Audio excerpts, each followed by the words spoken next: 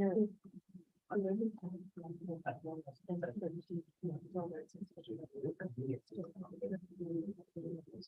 Alan, I think 10 might take very long.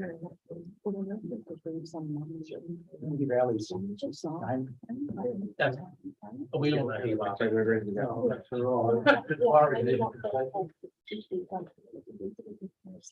Yes.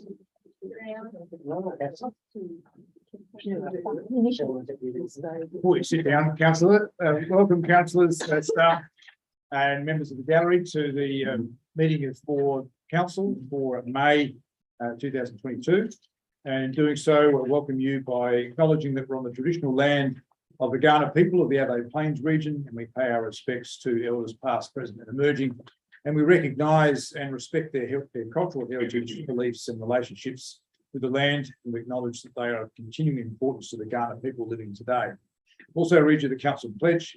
We seek wisdom and understanding as we face the duties of our united task, praying for the peace and prosperity of our city. Please be seated.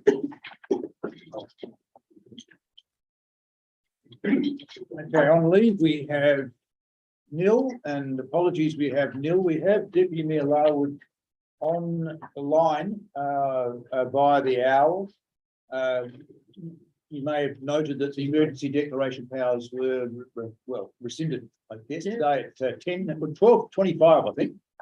But there is an allowance for 28 days for other measures in place to still be maintained. So the CEO's checked with that, so we can still have Mayor Larwood or any of you online fulfilling your council functions for another 28 days should you need to. So I think it's referred to him as Mayor Larwood.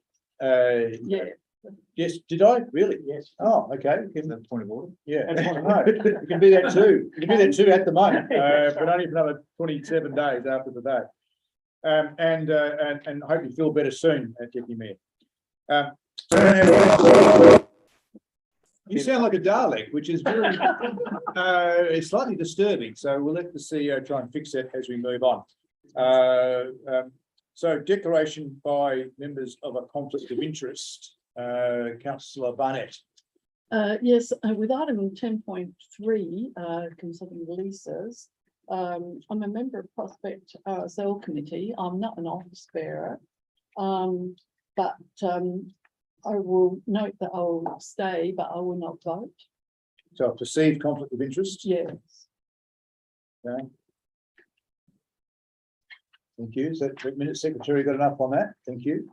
Any other, sorry, Deputy Mayor's got his hand up. Can we hear him? 2 hands up, look at that. Can you hear me okay? Hear you, it's a bit distorted for some reason, but carry on. Okay, so similar to Councillor Barnett, perceived conflict of interest with regards to item 10.3. I'm an office bearer of an organisation with a existing arrangement to Prospect. I'll participate in the debate and I'm planning on voting, given the nature of what we're looking to approve here. It's going out to public consultation, unless I'm advised otherwise by the CEO. And thank you. We have checked that with the staff, Deputy Mayor, and your club's lease is not up for negotiation in this exercise, and even in the policy it says that it'd be my negotiation anyway, so the fees aren't set in this policy. CEO, am I correct in stating that? Yes, through Mayor Larwood, that's correct. In addition, Mayor O'Loughlin, sorry, about Deputy Mayor Larwood, because otherwise he'll start talking. through you, Mayor O'Loughlin, you're correct. In addition, the policy specifically calls out 5 facilities, one of which is Charles Kane, for which occupancy agreements must come back to council. So there's no possibility of this policy having a direct impact on a lease on Charles Kane. Yeah, at this point, when that comes back, it would be, but not this. Okay, so we'll note a perceived conflict. Councillor Barnett. Yes, just to note that item 10.5, Eastern Health Authority draft annual business plan budget. I'm a council board representative there, and our instructions are that we have no conflict of interest. CEO, it's my understanding too. Yep. I don't think there's any conflict to note with that item. Yeah. Okay, thank you. Any others to note? Being the case, no, we'll move on to confirmation of minutes. Is anyone prepared to move the minutes of the ordinary council meeting for the 26th of April and the special meeting for the 10th of May be confirmed? Yeah. Councillor Harris, wish to speak to it? Not at this stage of life. I'm happy. Good to hear. In a minute. Do I have a seconder? Councillor Groot, wish to speak to it? Anna. Any further debate? Councillor Harris, if you wish to sum up. Right, now's my opportunity to say thank you. It's going to be a long night. That concludes the debate. All those in favour? Yes, it's carried unanimously. Thank you. Public question time. We allocated a total of 15 minutes to, with a maximum time of 3 minutes per person. Should there be any questions from the public? And there are a whole pile of guidance, well, there's rules actually about it. So are there any questions from the gallery tonight? No, that fixes that section. That's good. Oops, not that one. We'll move on then to item 7, petitions nil, deputations nil, questions without notice. Are there any questions without notice? Councillor Rick. Yeah, obviously with the events declarations ending, are there any plans for the staff, or I guess the staff to write to new minister to actually advocate for the continuation of Zoom meetings where possible? For example, I think it would be good practice. I think that they've worked overall, and I think it would be potentially good practice if we could advocate further to see if the council's away for business or work, if they're just generally ill post-COVID, that they have the opportunity to attend online. So I just wanted to see if we are planning to advocate for that to continue further. Yeah, through my membership of the LGA board for some time, this has come up before, and the governments of the day have steadfastly refused to allow us to have decision-making power without turning up face to face. I think the emergency declaration has proved that councils have continued functioning quite well, with people occasionally not being here, and I'm sure they could make something work. Probably the best way to deal with it at this point, CEO, would be for the councillor to put a motion on notice to take it to the next AGM of the LGA. I think otherwise we'll just get a technical answer saying no at this point in time, but we can initiate something. Is that? CEO, does that? Yeah, through you, Mayor Lachlan, I think that'd be a good way to proceed. So, councillor, if you would consider forming something up into a motion for the council to support to push on to the LGA. I think the annual general meeting is the next scheduled meeting, which I believe is in either late October, early November. Yeah, a further question to them. What do you know the deadlines for you need the councils to submit a motion like that for the LGA? Off the top of my head, no, but I presume we've still got time. Governance manager, CEO might have an answer. Yeah. Through the chair, it's the 12th of August. For those submissions to go through to either Sarah or Okay. before they make the LGA agenda. All right. So a motion notice to June or July's meeting would easily take care of that. Sure. Okay, thanks. Okay. Any other questions without notice? Oh, on Councillor Harris first. Yes, I sent a photo and a short thing to the CEO before, and Vince isn't here, about the dump trucks still coming into the suburbs before 7 o'clock off the main roads. I said only this evening, possibly, might have said it to someone else. So the question is, My question is, because we haven't got Vincent here, so I don't know who to go through. I wondered what he done last week when I raised it, or the week before. And again, it's still the same by the North Adelaide, you'll see this morning. So my question is, have we spoken to Eastways about coming into the suburbs while genuine people are trying to sleep? before 7 AM, CEO. Yeah. I'm going to have to take that one on notice because I'm honestly not familiar with the issue. Mr. Camille's away this evening. I have to defend him a little bit. He wasn't here, obviously, for the past 3 weeks. He only came back on Monday, so he hasn't raised it with me, but I will take that on notice. And I if you wasn't can- telling him off. I understand. If you can send it through to me though, because I've just checked my emails now and I don't have it. It's So in Balfour Street, is it, Councillor Harris? No, this was straight across the road going to the Oval. Flora Terrace. Yes. Okay, and I've had And a, the side streets in between. yeah, and I've had a complaint on Wilson Street, which is, might be this. Can't remember if it's the same precinct or not, but No, it's down it's towards my end. We do get occasional complaints about before 7 AM activity. Is that all you had, councillor Harris? Councillor Group? Just two questions, just on the question from councillor Rip. I presume the caretaker provisions won't impact our ability to put a motion on those up to the LGA at all. I know they don't, I don't think they kick in until around September, but I just want to make sure that doesn't get in the way, because Yeah. the council might consider that an urgent motion. My understanding is that the timeline for us to put one in expires before caretaker, and my understanding is the caretaker rules are here in the agenda tonight. Yeah, that I think nothing that's- restricts us putting something up to the AGM. CEO, is that your understanding? Through Mayor Lachlan, that's correct. Yeah, not substantial. She's got one more. Confirm that. Substantial. My question is in relation to traffic speed and volumes. And so a little while ago, I moved a motion, November 2017, which had three components to it.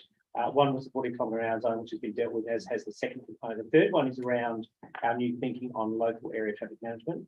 And we talked about a critical review of the precinct by precinct approach, integrated transport plan, parking study, and also consideration of traffic calming. Just wondering if the CEO or project director can just provide a response on where we're up to that. And when some of this may come back to us, aware that again, we've only got a couple of months before caretaker provisions begin. CEO? So, Mrs. Ernest, do you have an update on ITP and the parking study? Yeah, so through the chair, so the integrated transport plan has been developed to a point where we're confident it's ready for consultant, take it out to market. There has been obviously a significant delay just for staff resources in that space. With the new traffic engineer coming on board very shortly, that would really start to see a lot of progression in that space. And I guess in that coming back to council, we're probably looking at about, I would say, the October, November is when we could have first on findings come back for further discussion once the consultants have been able to progress on the parking study. The parking, separate parking management policy. So that again, that will align with a survey that is due to go out later this week in regards to the temporary 2P controls related to when the park store. So we'll do a survey to the area to pick up some of the feedback in regards to those controls, which will then lead to a bit more of the refinement of the policy. Again, that has been impacted by staff arrangements, and we'd anticipate that will hopefully come back to the members in June, July. And that will be coupled up also with the village parking study as well. So we're trying to package that together, bring that to council. Thank you, CEO. Before my earnest, very worthwhile, beloved elected member has steam coming out his ears, having a report come back to us in October, November was very unfortunate timing. And can we, given that that's when this council might not be here anymore, and it was raised several years ago, could we leave it to you to see if you can do better than that? Get it to us in this term. I will do my best. I do need to say that the last conversation I had with the acting director, Mr. Kamel, was to the effect, and this was a couple of months ago now, I'll be honest, that it was still at least 12 months away at that point.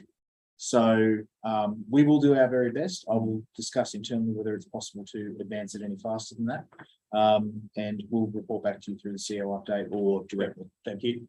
I asked it on your behalf. Well, thank you. I was going to wish the new council the very best with our policy. Do you have a follow-up question? I'll leave it at that. Thank We you. still get a letter. Any further questions without notice? If not, we'll move on then to reports for decision. We have item 10.1, the bylaws report. We have a lawyer from Norman Waterhouse here in attendance. Should we need to consult our lawyers who've helped bring these up to speed, and they're all there before you in the recommendation.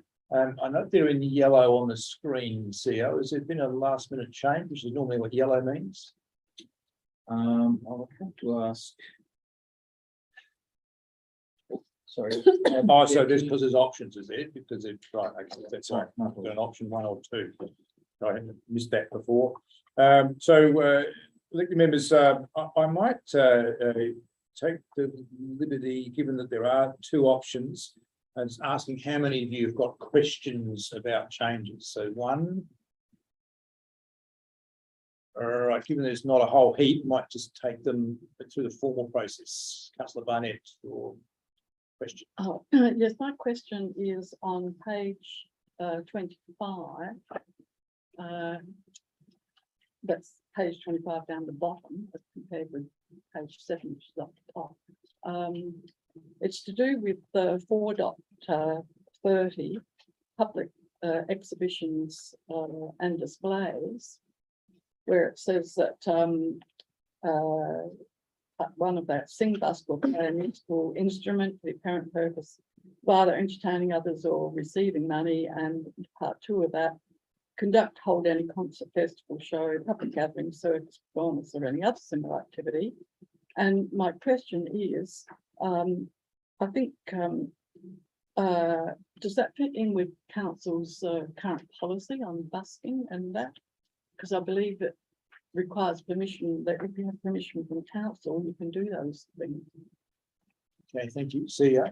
So through you, Mayor Lachlan, that's precisely what it says. It's consistent as far as I understand, council, because if you scroll to the top of clause 4.4, so part 2, management of local government land, clause 4, activities requiring permission, a person must not on any local government land without the permission of council, and then it goes through to point 30, which says sing, busk, play. So without the permission of council, you cannot do these things. My understanding is that is consistent with the policy position of council, unless my staff can direct me otherwise. I believe that's the answer. Thank you. But I can't break out in the song. But bearing in mission of council, bearing in mind, elected members, just to continue that answer, that we have a lot of bylaws to prevent things should we need to step in to prevent them. So bear that in mind. You'll notice if you would have read these, lots of things happen that don't strictly fit in with these, but our officers advise us always, give us the power to stop it should we need to stop it. Otherwise, it's a free and liberal place. Councillor Barnett, any further questions? No, thank you. Okay, if there are no other questions, I'll ask if someone wishes to move option 1, which is that having considered the bylaws, we note the report and authorise the CEO to do what's in there, and that we endorse those draft bylaws, and we authorise the CEO to make copies, etc., as you've read it. I'll move that way. Happy, thanks. Councillor Barnett, do you wish to speak to it? No, thanks. Do I have a seconder? Councillor Groot, do you wish to speak to it? Look, just to comment that I kind of like this process. I think the bylaws are a really interesting tool that we've got at our disposal, and sometimes as elected members, maybe we don't use them as or know them well enough to actually use them effectively. So I think this is a good reminder for us that they exist. I'd be happy to support any amendment, however, to allow Councillor Harris to sing whenever he wants. Actually, happy if someone wants to support that, I'd certainly support it. But look, thanks for the work that's going into this as well. I've seen probably 2 reviews in my time here on these, and I think it's a good reminder we've got them. Thank you. Any further debate? Councillor De Backer. Absolutely, again, they're really good documents. My understanding is they're going out for public consultation as draft, so it's always good to get some feedback, and then they'll come out and watch as well, especially with the interested parties who might be affected by these bylaws. So circulate them. Thank you. Any further debate? Being the case, Councillor Barnett, wish to sum up. No, thank you. That concludes the debate. All those in favour? Against? Through Deputy Mayor, carried unanimously. Thank you. All right, the next item on the agenda is 10.2, the Broadview Community and Sports Hub Planning Application and Cost Plan Update. The recommendation on pages 42. Yes, Sarah. Thank you, Norman Waterhouse representative, Mr. Norman or Ms. Waterhouse, or which one you are. Thank you. Well, Very much. Thank you for coming. We didn't actually know who the gentleman was. They We were presented paying, we were paying for. So yes, I was going to ask whether we suspend any proceedings for this this item. There are a number of moving parts within the report. Sorry, let's see what time we're at now. 7:20. So I think probably we're going to need about maybe 20 minutes or so until 7:45 should be needed. All those in favour of that suspension? Thank you. That was unanimous. And therefore we can kick off. And I should say just at the outset, the moving parts are here because the staff feel under a great deal of time pressure to meet grant constraints. I don't feel that pressure is there so much because of the change in government. I can't see why they would take the money away from us unless we prove to be completely hopeless. I don't think that's the case. They understand the escalating market, but nevertheless, staff have agreements in black and white, and that's why they brought this to us, because they do understand the pressure is there. But we can direct our staff to do whatever we wish to tonight. So that's why there are many options within the report. See, I'm not sure if you want to kick off debate. It's all there in case is there anything else you want to add to that before I open up for comments? Only members really, the recommendation is vague, and it's deliberately vague because we need guidance from you tonight. And we discussed at length in the last workshop in relation to the club, the relative challenges we have in relation to budget versus scope. And we believe, again, as was reflected in the report itself, that we felt the feedback from members was the scope increase was worthwhile, and that really what you wanted from us were options around how to fund it. And obviously we also felt some direction there to engage with the club to confirm the scope, which we've done. And that's why you see what you see in front of you tonight. So the extra square meterage that's listed there has been, I guess, arrived at in consultation with the club to meet their minimum functional requirements, which I think was the message we received back from the last workshop. The number we've put in front of you, the $650,000 number, is the number that the cost consultants have suggested will be needed to fund that additional scope. But we don't have for you a detailed plans. That would come next, were council to approve the funding. What you also don't see, though, is a clear recommendation on how to fund it. Challenge there being, of course, that there are literally, many options, ranging from a rates increase to a deferral or a discontinuance of a project to applying 23-24 funding to applying some LRCI funding, all sorts of options there.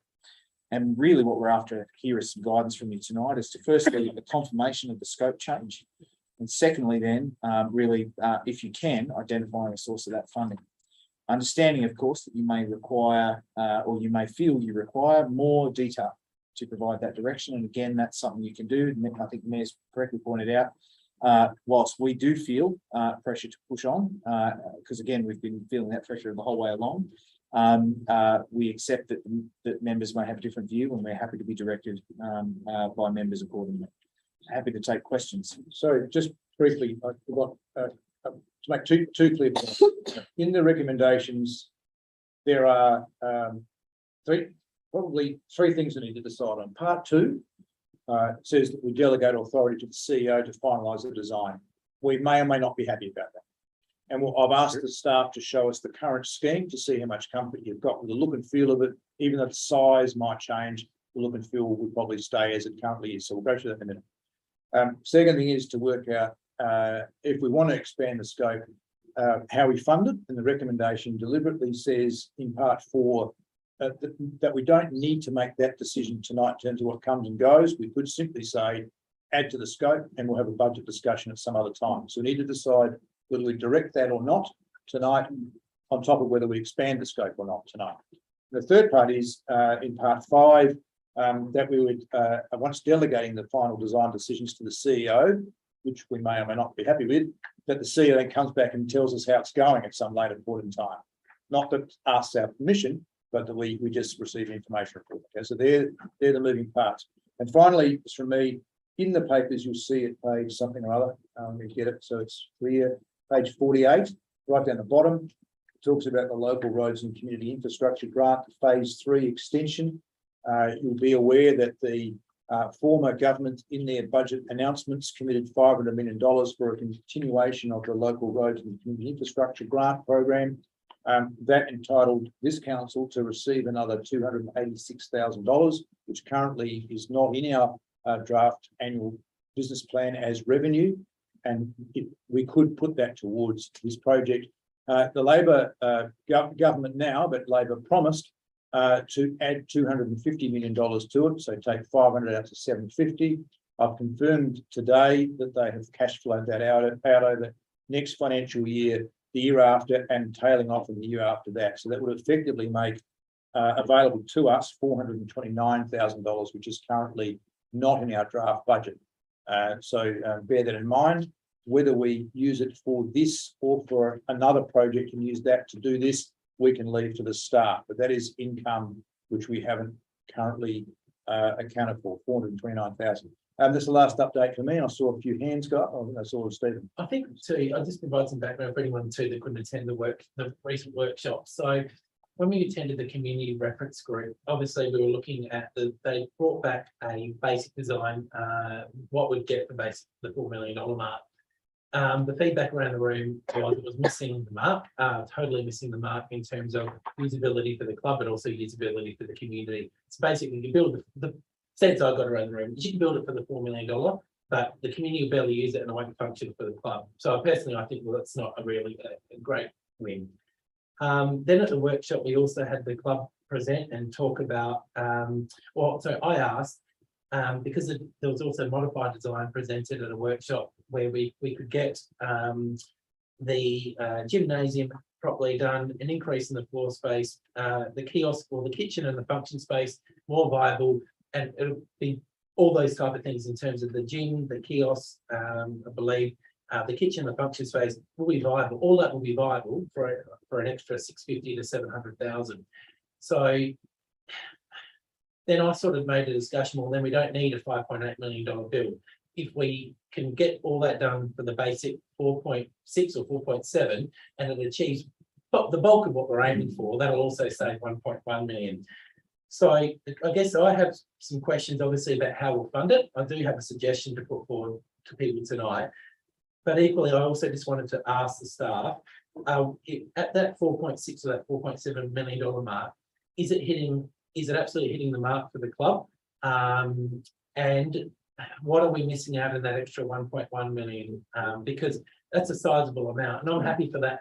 I don't think it needs to be at all. It needs to be the top end mark, but I'd be comfortable at looking at the 4.6, 4.7. Absolutely, if it hits that mark, then it's going to include these things and make it viable. So yeah. So, Mr. Coretti, are you willing or able to come forward and maybe address that question? I know you've been in contact with the club and around the change of scope. Just come up here. Thanks, Paul. Thank you, Chair. Yeah, so essentially I suppose what was essentially missing from the 4.6 to the 5.8 is really central foyer space downstairs. So apart from that, the balcony, the external balcony that was sort of developed from the original concept has been reduced. It's sort of scale of that. And obviously, yeah, from the they're the key things. Okay, I'm pretty well up there. I would view a lot of those things as non-essential potentially. Just my own look at it. I mean, I personally think if we know, well, you might be able to add some, but if we know that the $4 million bill is absolutely going to miss the mark on all fronts for the community and the club, that's me. It's not workable. Might ask you to see there might be some other questions. Thank you. Steve, any other? Alison? No, Yeah, just a couple of questions. I suppose just around the process. So one is this going up in front of the audit committee? I only ask because I know we've got a report or decision later on the stormwater management plan, which had sort of $1 million budget lines, and I'm just sort of looking at the dollar values in line with that. So question one is it going in front of the audit committee before we're making a decision on it from a risk management point of view? Yeah. So through you, Mayor Lachlan, my understanding is the Prudential report already has gone to the audit committee. So yes. And this increase in money, amount of money. not the increase in money, but the general process of the project. So the Prudential report identified a number of risks, and we've basically and recommended that we address all those risks to minimise those risks. So what we're proposing to do is essentially, following the decision, hopefully here we can then finalise the scope or the planning scope to enable us. Like one of the risks was we don't have planning approval. So once we get a general scope resolved, we can lodge for planning approval. That will take 12-13 weeks. While that's happening, design development can happen. That will then allow the cost certainty to be improved, so we can get accurate or more accurate advice regarding services, infrastructure and the like to find down those. Essentially the 4.65 is an elemental cost plan.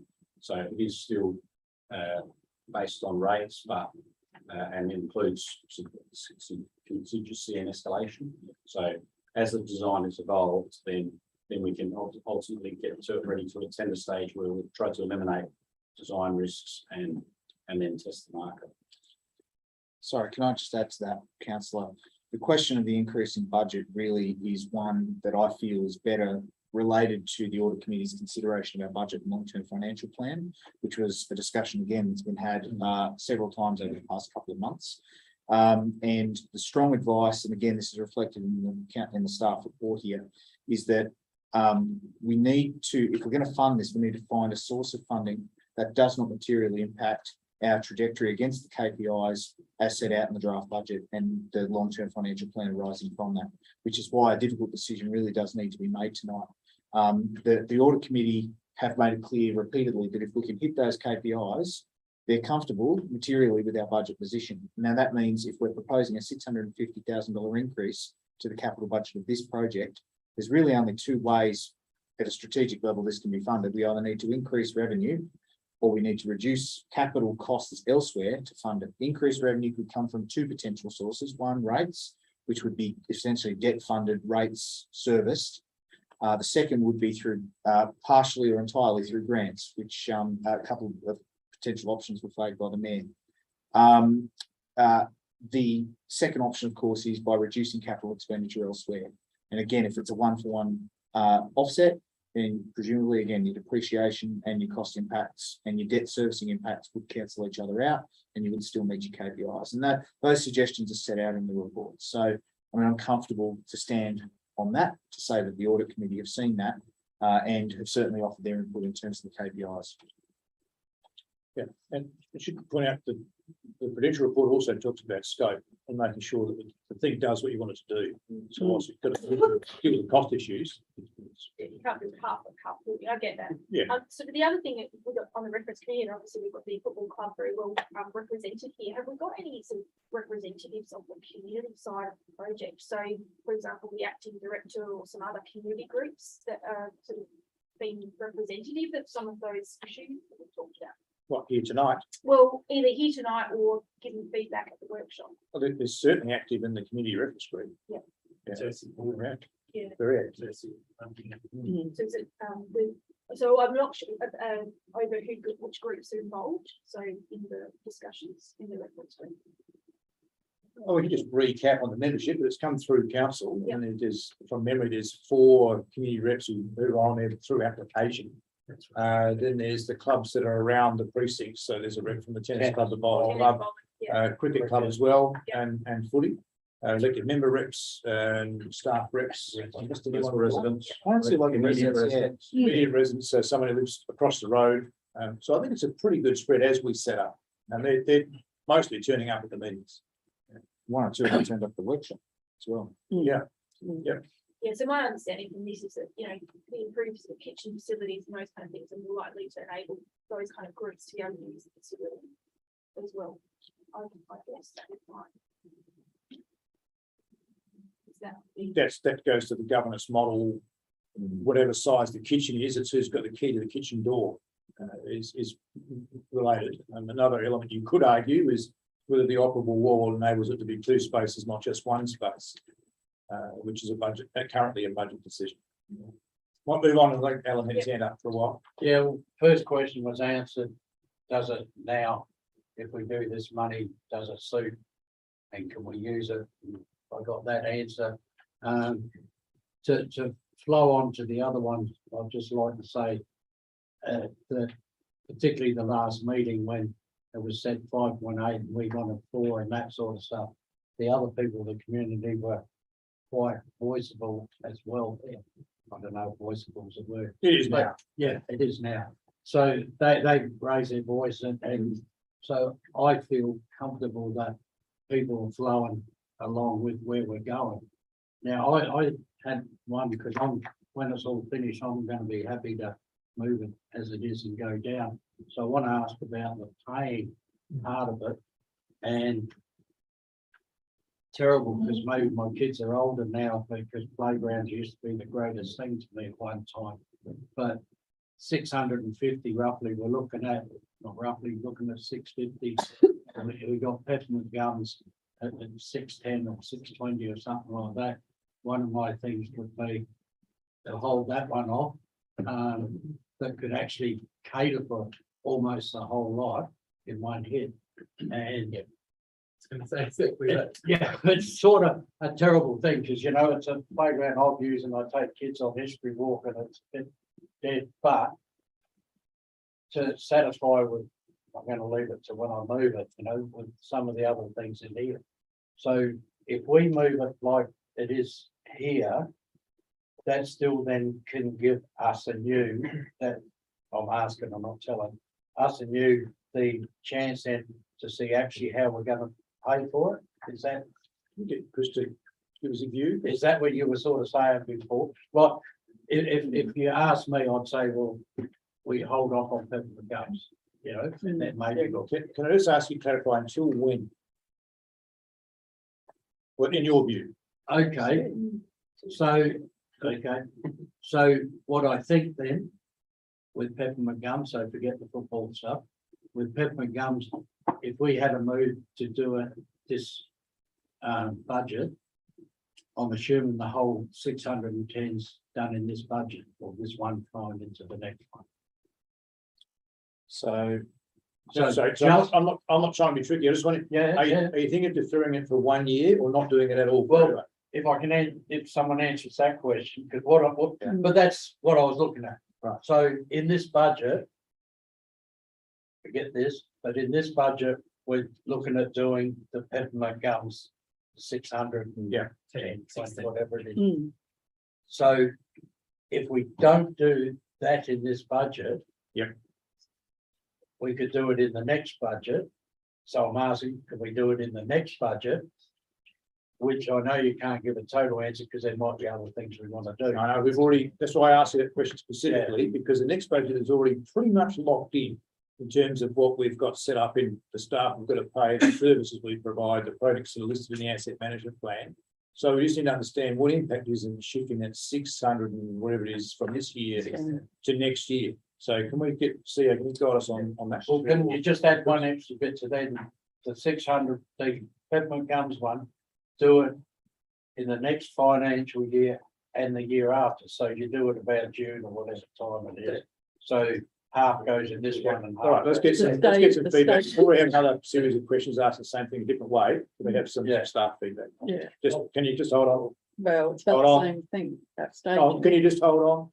Thank you, see ya.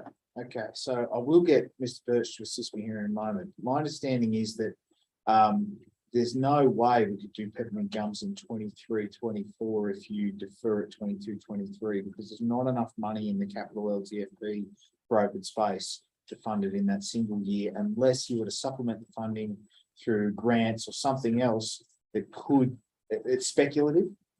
It's possible you could get some money, but I think if you were going to defer, let's say, and I'll use that term loosely because it could mean for a long time, the Peppermint Gums project, the result could be that we don't clearly have an idea when we could do it, unless again we were successful in obtaining grant funding for half of it, which is the best we could hope for. Mr. Birch? That's essentially correct. We have allocations in the long-term financial plan for different types of master plans and different types of projects. There's only an allocation for open space. We actually have 2 lines in there of 354,000 for open space for the following year, and we have an additional open space line, which I'm not sure the exact definition. I think that's 545. So you may remember through the budget process we go through each year, we allocate budget bids against these long-term financial plan allocations. So potentially the Peppermint Gums project could come back against one of those lines in the following year. I should point out though that of course, I'm sure there are many worthy projects that would be lined up behind it. And so everything would be deferred by that period, by that amount. But again, there's always the possibility that grants would come, but that we couldn't assume that they would come. Okay, so does that answer your question? That it's not as simple as shifting it No. 1 year? Okay, well, I'll look, come to you in a minute. I'll come to you in a minute. I know you're there. yeah, Just want to close this one out. Well, Just bear with me. then my question around it is, if that's the case, it looks like then it could be put into the never, or possible never, or possible happen. I'm talking about Peppermint Gums. And I can tell you how excited I am about growing all these trees down Main North Road for the last 25 years, and I still haven't got them apart from about 6.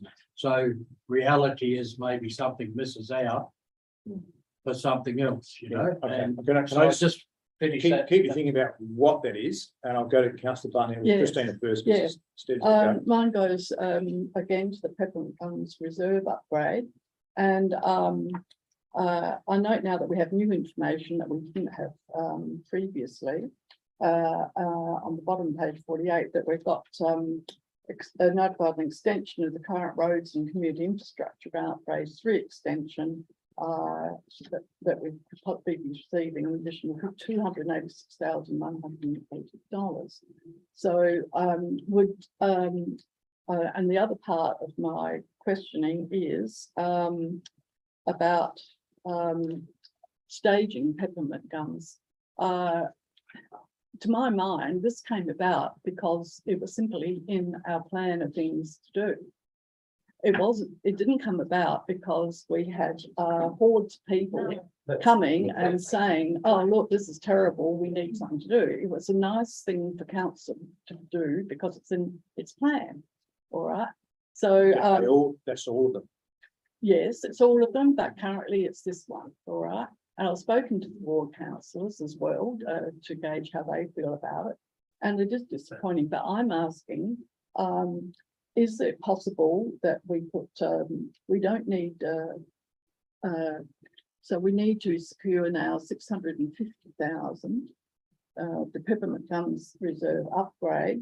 Are we, have we set aside money to actually design it? We're out for this second energy consultation. So have we got, is it at, do we need all of that money, or is it part of it that's just for design purposes? So through you, Mayor Lachlan, I will ask Mr. Zimmers to confirm this. My understanding is that we've estimated around $40,000 of that budget would be necessary for design, with the remainder necessary for construction. Is that correct, Mr. Zimmers?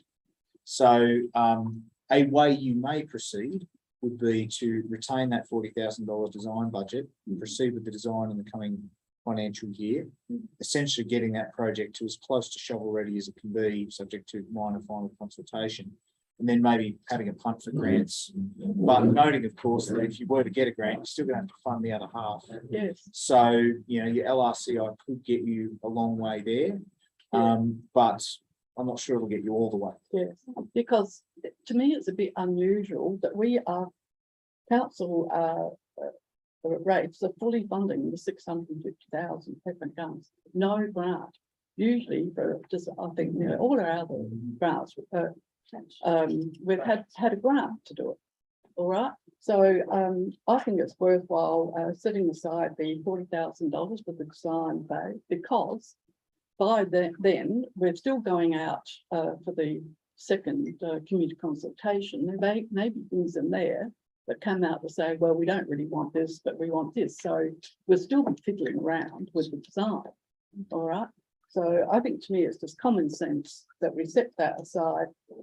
We have got the possibility of the additional $286,180 coming after July 2023.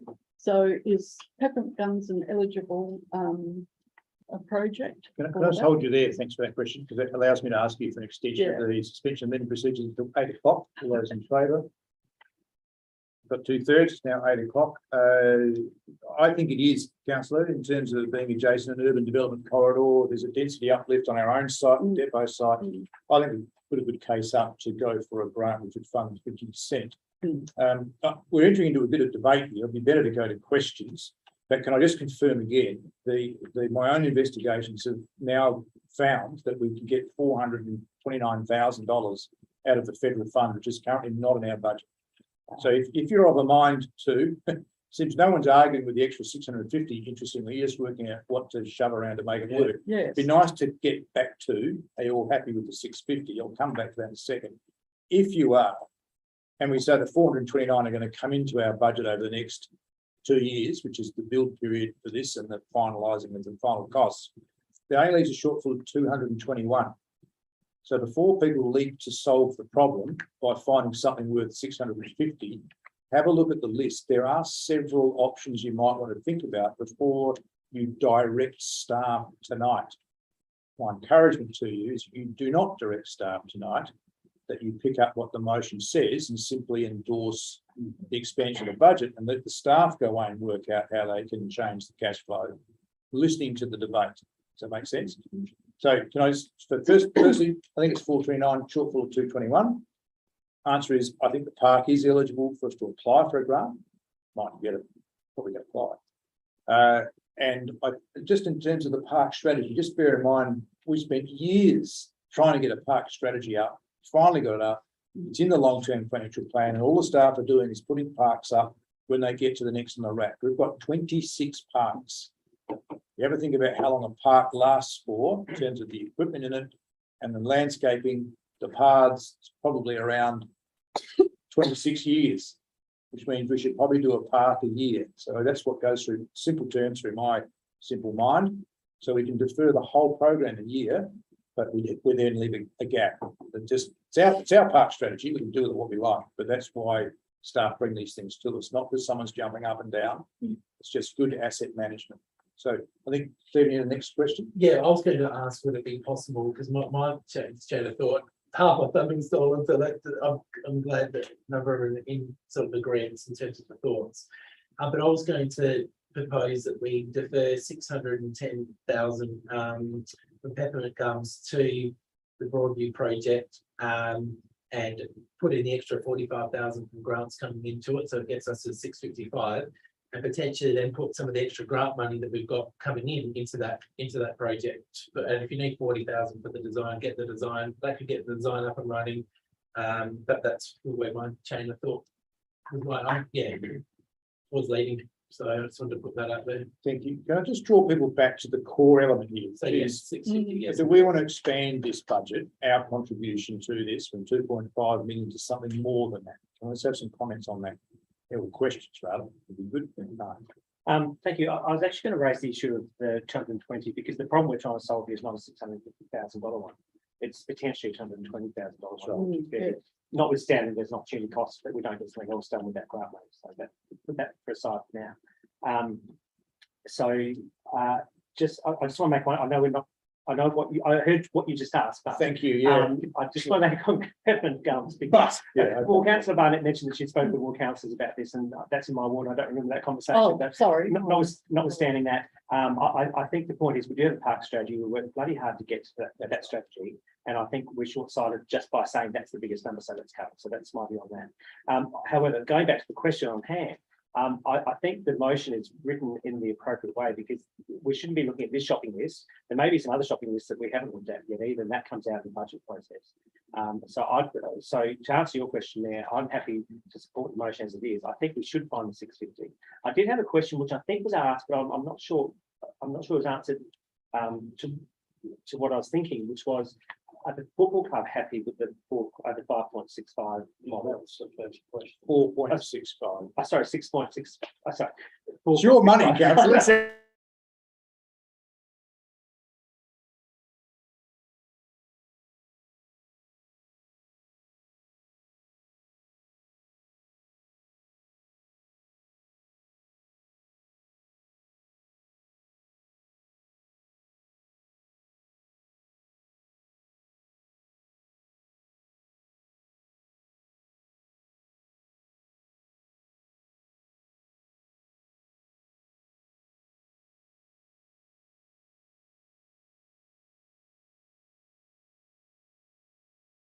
Come back with 129. So essentially, there's been a few tweaks that have been proposed by the club, which we thought now's the time to present it. So we've identified that there was just a few areas such as bigger storerooms and bigger bar. Yeah, there was essentially just a few improvements to the proposed sizes at the club. And come to us, and we've factored into that cost plan. Okay, great. So on that basis, I'm really happy with the motion as it stands. There was a question though, however, that you raised there around the authority to CEO. Yes. So you said we're going to see that before we. Okay, can I just pose that? Is anyone arguing against or have any questions about the 650? Okay, can we get the design scheme up on the screen? Because part 2 measures your level of comfort to leave this to the team to get on with. And I have to say, I'm usually not comfortable with these types of motions because we know these designs have a big impact. But this is essentially quite a simple building now. And I think it's evolved to a point at which the extension of this is really an extrusion out the north or the south end. It's not a redesign. I'm not sure, Paul, do you want to guide us through this? This is currently what the architects are recommending in terms of the material palette. Yeah, so I suppose the best way to describe it, go to Jazz, I think page 14, 15, the footprints, floor plans. So yeah, that was the design. Technically this is the $4 million design that was presented at the workshop. So essentially what we're proposing on top of that, which is identified in the report, is the kiosk is increasing by 10 square meters on the ground floor. Point to it on the strong floor. Folks. So we're looking at making the kiosk bigger by about 10 square meters. The gym we haven't, I'll get some architectural advice, but so I suppose technically in the sort of concept evolution, this potentially was a gym. So the gym now will be reinstated to 40 square meters, somewhere around here. And I'll get some architectural advice on that because that will also flow onto that. If you go up to the first floor, next page, Jazz, please. So the first floor, we're essentially saying we need another 40 square meters of functioning dining space, so it becomes 280, the big dining space. Yeah, so that could get longer. That's right. But yeah, the intent that we've made with our architects is we don't want to compromise on the appearance externally, the finishes, the material selections. So essentially, it's basically more footprint. The kitchen, an additional 15 square meters. The bar, an additional 9 square meters. Cool room upstairs, so make that 10 square meters instead of 6 to accommodate all the bar heads and so on. So Paul, my understanding is that as the dining space gets longer, Yes. the bar, cool room, kitchen get longer to go. Correct, yes. And the other critical thing that came out of our reference group and the reference group was that it's essentially maybe these toilets may be positioned in another location to give that was more along the lines of flexibility for future improvements as well. So that's something we can talk about, but yeah, realistically, we want to basically that concept design has been increased by those 129 square meters in total. So yeah, longer, pretty well the same width. All the change rooms on the ground floor. There was a request through SANFL to meet they had minimum guidelines which we met, and they've asked us to basically go to the maximum change room size possible. So in the current concept, if you just go back to the last plan, Jazz, please.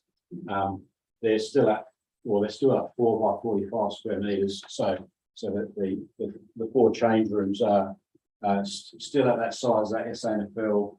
They well exceeds their minimum guidelines, but They want 46 to that. well, I think the minimum is 2 by 45. And that feedback from the club is generally, yeah. So that's Okay. Any questions on floor plans? Alison? Yeah, I'm just thinking about sort of community use.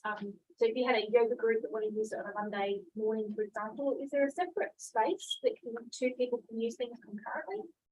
yeah, so I suppose that's one thing that we've pulled out in the report. So back up to, well, there's the two entries. So there's an external entry that leads upstairs plus the entry. So that's what compromise that's been made is there was a central foyer, but in budget value management, we've reduced that to get our footprint down. So essentially there's an entry point to the upstairs here and obviously external staircase upstairs. So if you just go back to level one again, Jazz, please. Yeah, we have called out in the report that there's about $65,000 that we've kept off that 4.65 for display cabinets. Now technically some of them does. So just go to the, we're running out of time, just if you want to divide it into two, how would that work?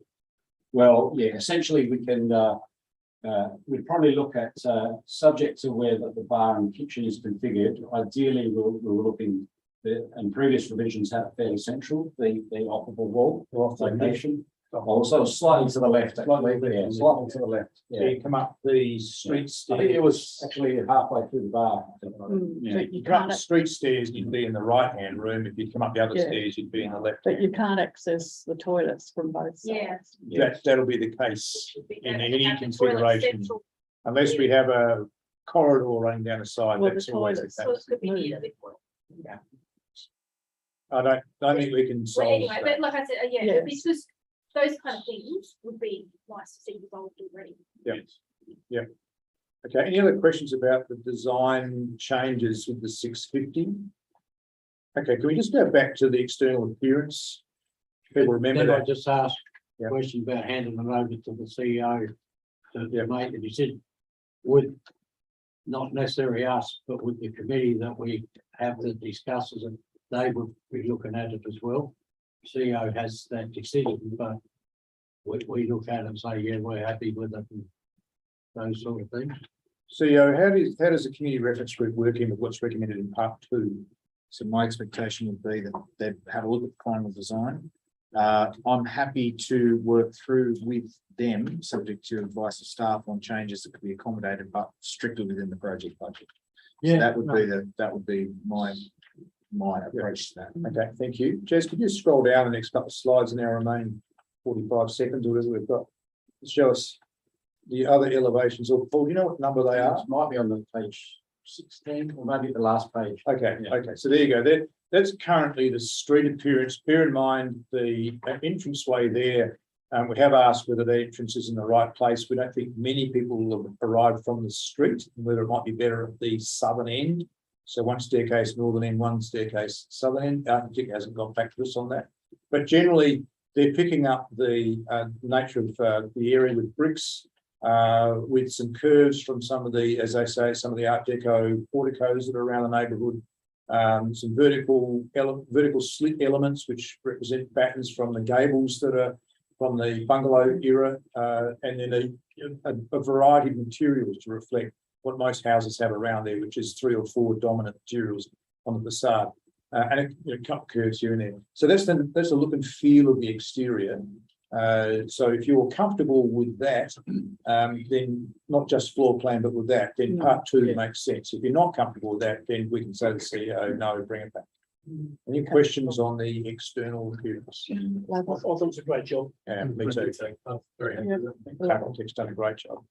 Okay, all right, then, in terms of questions with the meeting procedures suspended, I did hear a lot of talk about how we solve the financial problem, but as I've urged you, we don't need to solve that tonight.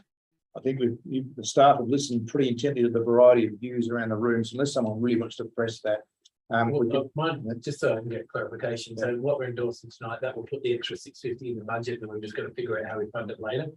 Part 4 says specifically an increase in the project budget that we need to consider as we finalise a draft annual business plan. So increase the project budget, we sort out the overall budget. Can I just check, because my understanding, when we checked the CEO earlier, was that it would, or what you said too, that the ideal to get this thing going, we sort of do need direction, it needs direction and decision potentially on funding, so do we need to do it?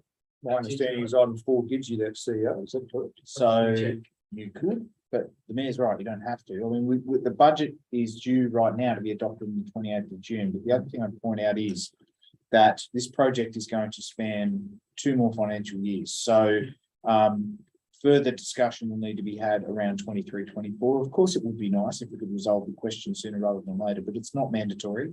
And the mayor's right, there are a lot of moving parts in particular around this LRCI funding, which are, new, fresh decisions that haven't all been communicated to us. The additional 280 odd thousand is timed for the 1st of July 23, which will work perfectly.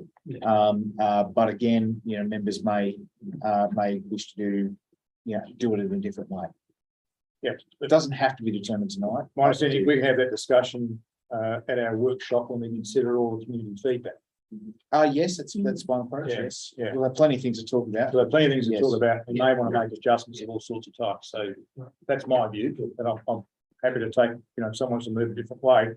Right now, though, we've run out of the meeting procedure suspension time, so I now bring us back to formal session. Councillor Harris, you're indicating wish to move it as it is in the papers. Yes, Thank you. Do you wish to speak to it? okay, thank you. Look, I'm happy to move it, and it's a bit hard to talk about it now because we've. Don't feel the need to talk more. So I'm not going to go back over most of that, but there's a couple of bits I put in pink. I didn't have one of those yellow things. And one of them was the actual grant application from the government. And the purpose of the grant funding is to enhance the regional sports hub with new club rooms, change rooms, functions, meeting room, storage, space, Eastern Adelaide region, and also for user groups increased. So it was centered around a sports club that we were building. I go, and I don't know if you all got them, but there's a letter for Sandville that came in associated with, and you look, and I work on a bit of honesty with some people, that the numbers they talk about of the people, the 43% of 471 and 100 odd families. So to look at that side of the road, I'm assuming most of these kids aren't homeless and just on their own. They either got a mum and dad, or even if they're the grown-up football player, or they've got a husband or a wife, or et cetera, et cetera. So we're talking about a large majority of people that come from Prospect. So I was concerned when we had the other one, and wasn't happy, more happy, not totally happy, but more happy with this one, because we're gonna build something that's gonna outlive me for a start, and most probably some of the, well, Why not? So last 50 years. so others around, that it's gonna be something that they have a bit of pride with. Some of the people sitting here around the table and even there, we've got a bigger fight coming about those darn trees in front of them. Not the gum trees, but the other ones. But I'm still happy to go along with what we do. It'll be something fantastic for that side of town. And it's fantastic for the whole city. Now, the paying for it, I've suggested some of those ways that we hopefully go through, and we can do at a later date. And I don't need to speak of them now, but I believe we should do it. It makes something proper and proud for our city and our people over there. You don't have to stand in the rain. You don't have to stand in the hot sun. Eventually you might have a decent balcony that you can look at, that sort of stuff. It'd be something that I'd be proud to take my grandkids along to play in. So few extra dollars or lots of extra dollars, I'm not too sure, but I think it's important not to build a shed over that side of town, to build something decent for the use of the people. So I'll finish up afterwards, but that's what I want to say. Thank you. Got a seconder. Councillor Rick. Well, look, basically to do everything that Councillor Harris has just said, and my sort of philosophy on life, if you're going to do something half-baked, there's not much point in doing it. And unfortunately, the $4 million design, just in the current market with inflation, with unexpected rises, it wasn't going to make the market at all. And from the feedback I got at a recent community reference group, we were basically going to be building a shed. It wasn't going to be usable for the community, and it wasn't going to be practical at all for the club.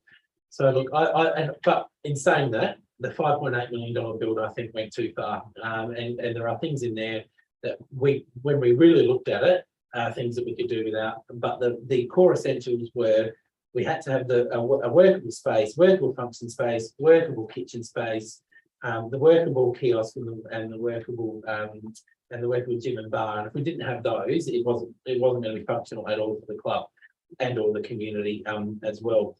So I look at it, and obviously I put forward a suggestion with the funding that aligns with for a couple of others. We can look at that later, but obviously if we make the strong endorsement of the 650,000 tonight, I think that gives certainty to the project, it gives certainty to the club, it also gives certainty to the community that we're building, we're going to be building a building that we can be proud of, that the community can access, the club can use, the club, I've said it will be functional of that. I think it's a win-win, and we're also saving an extra, well, 1.2 million, 1.1 million, and we're not going to the 5.8. So I actually think that middle ground is a win-win. I personally would like it to, if we could have it funded through diversion of projects or looking at that list or any other option over than just whacking it on rates. I think that'd be a far better outcome, because we're already at 3.5 on the draft annual budget.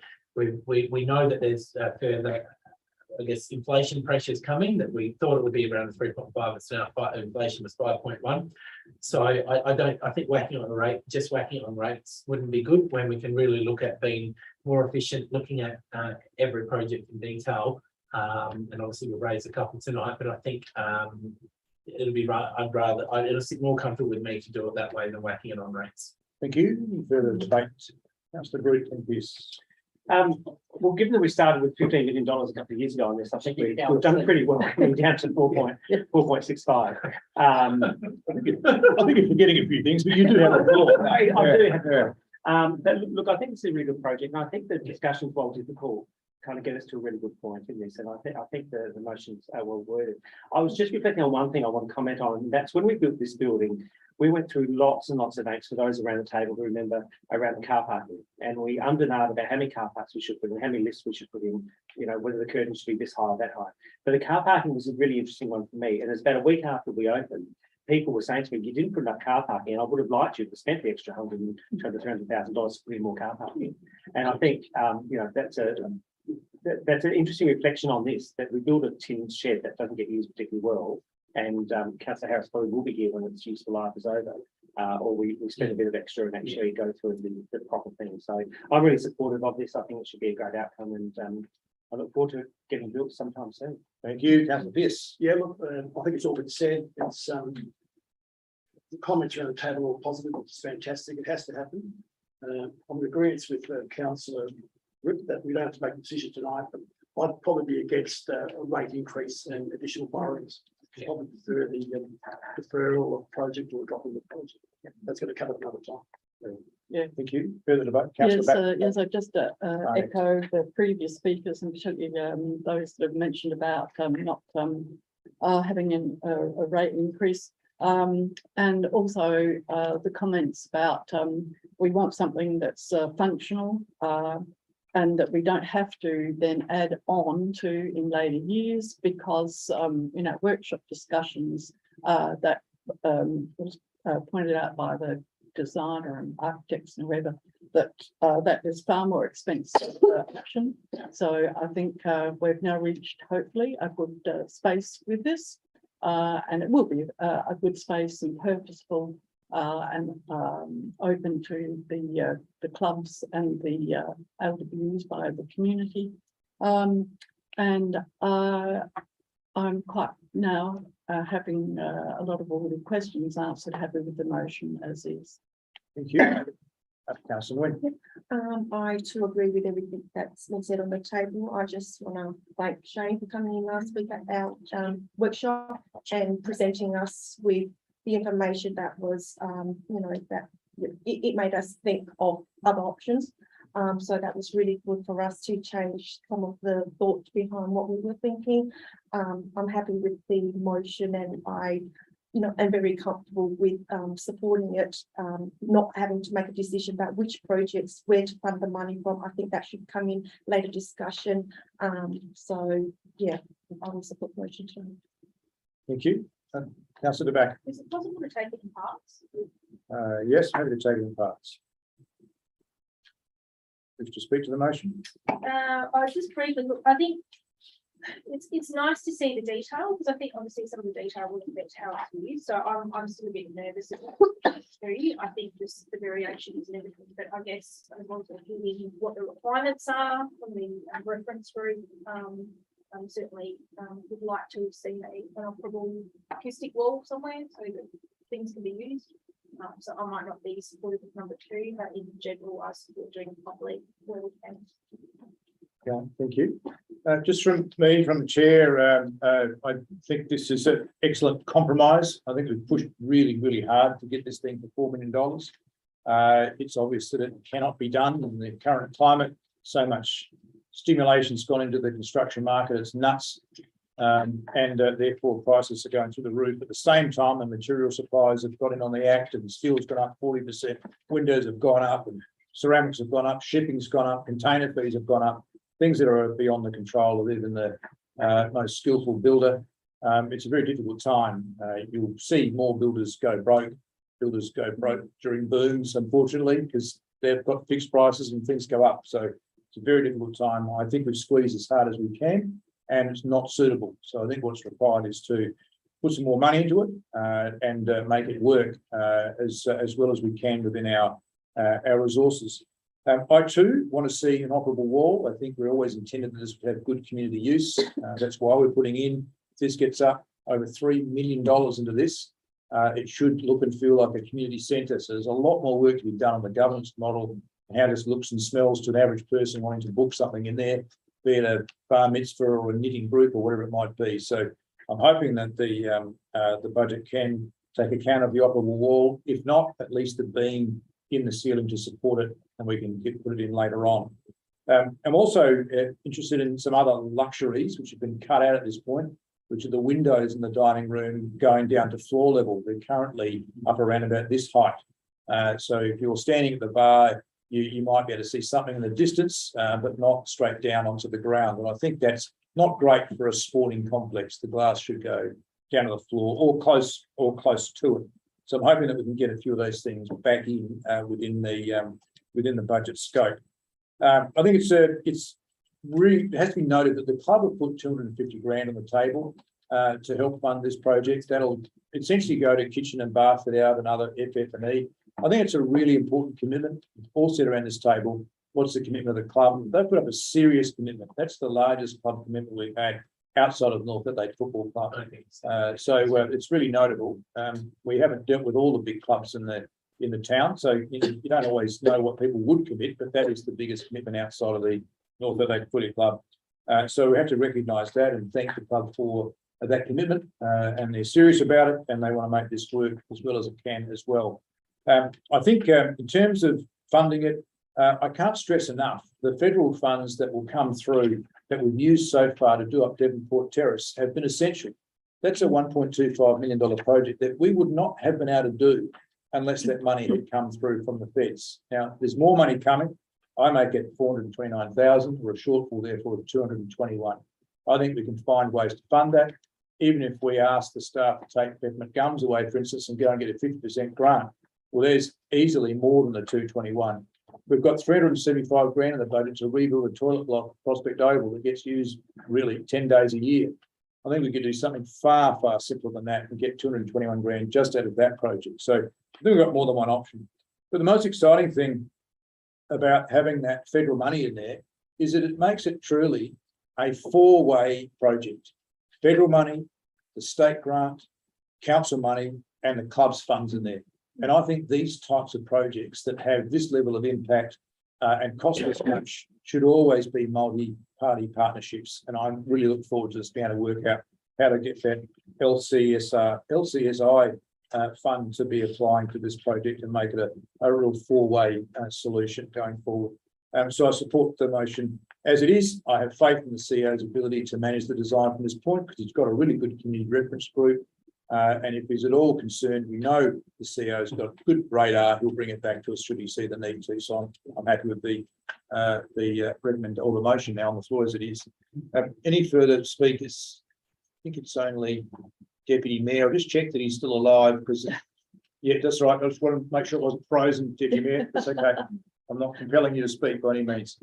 I think that's all the speakers done. Councillor Harris, to sum up. Yes, thank you. It looks like it's going to be good. I'd like to take some of the previous speakers that point about particularly the $15 million and that sort of stuff. long time ago when I went to Ireland, it would have been great to build it then. Why did you have to do that? Sorry. It would have been great to build it then. 15 million was the whole project. But it didn't happen. But if you look what's happened along, and this is what makes me feel confident, particularly with a couple other councillors that has concerned about community use as well as football use sort of thing, that the playground we built, people now come and use it. Track we built around, people have come and used it. And as we've put our 2 bobs worth in, not more than that, but our 2 bobs worth in, the community has looked at it. The club I've gone and watched play football and various other things, but I found it very comfortable when they had the disabled people there, the bands that used to come, when they had the people doing exercises, and I kept away from them, but I could see them from a long distance. But ordinary people were coming, using that sort of space. And I'm sure it's the benefit the company of the club, that those same sort of people will take part in the club and they look after each other. So I feel confident that our community, irrelevant of what they do, will get use of it.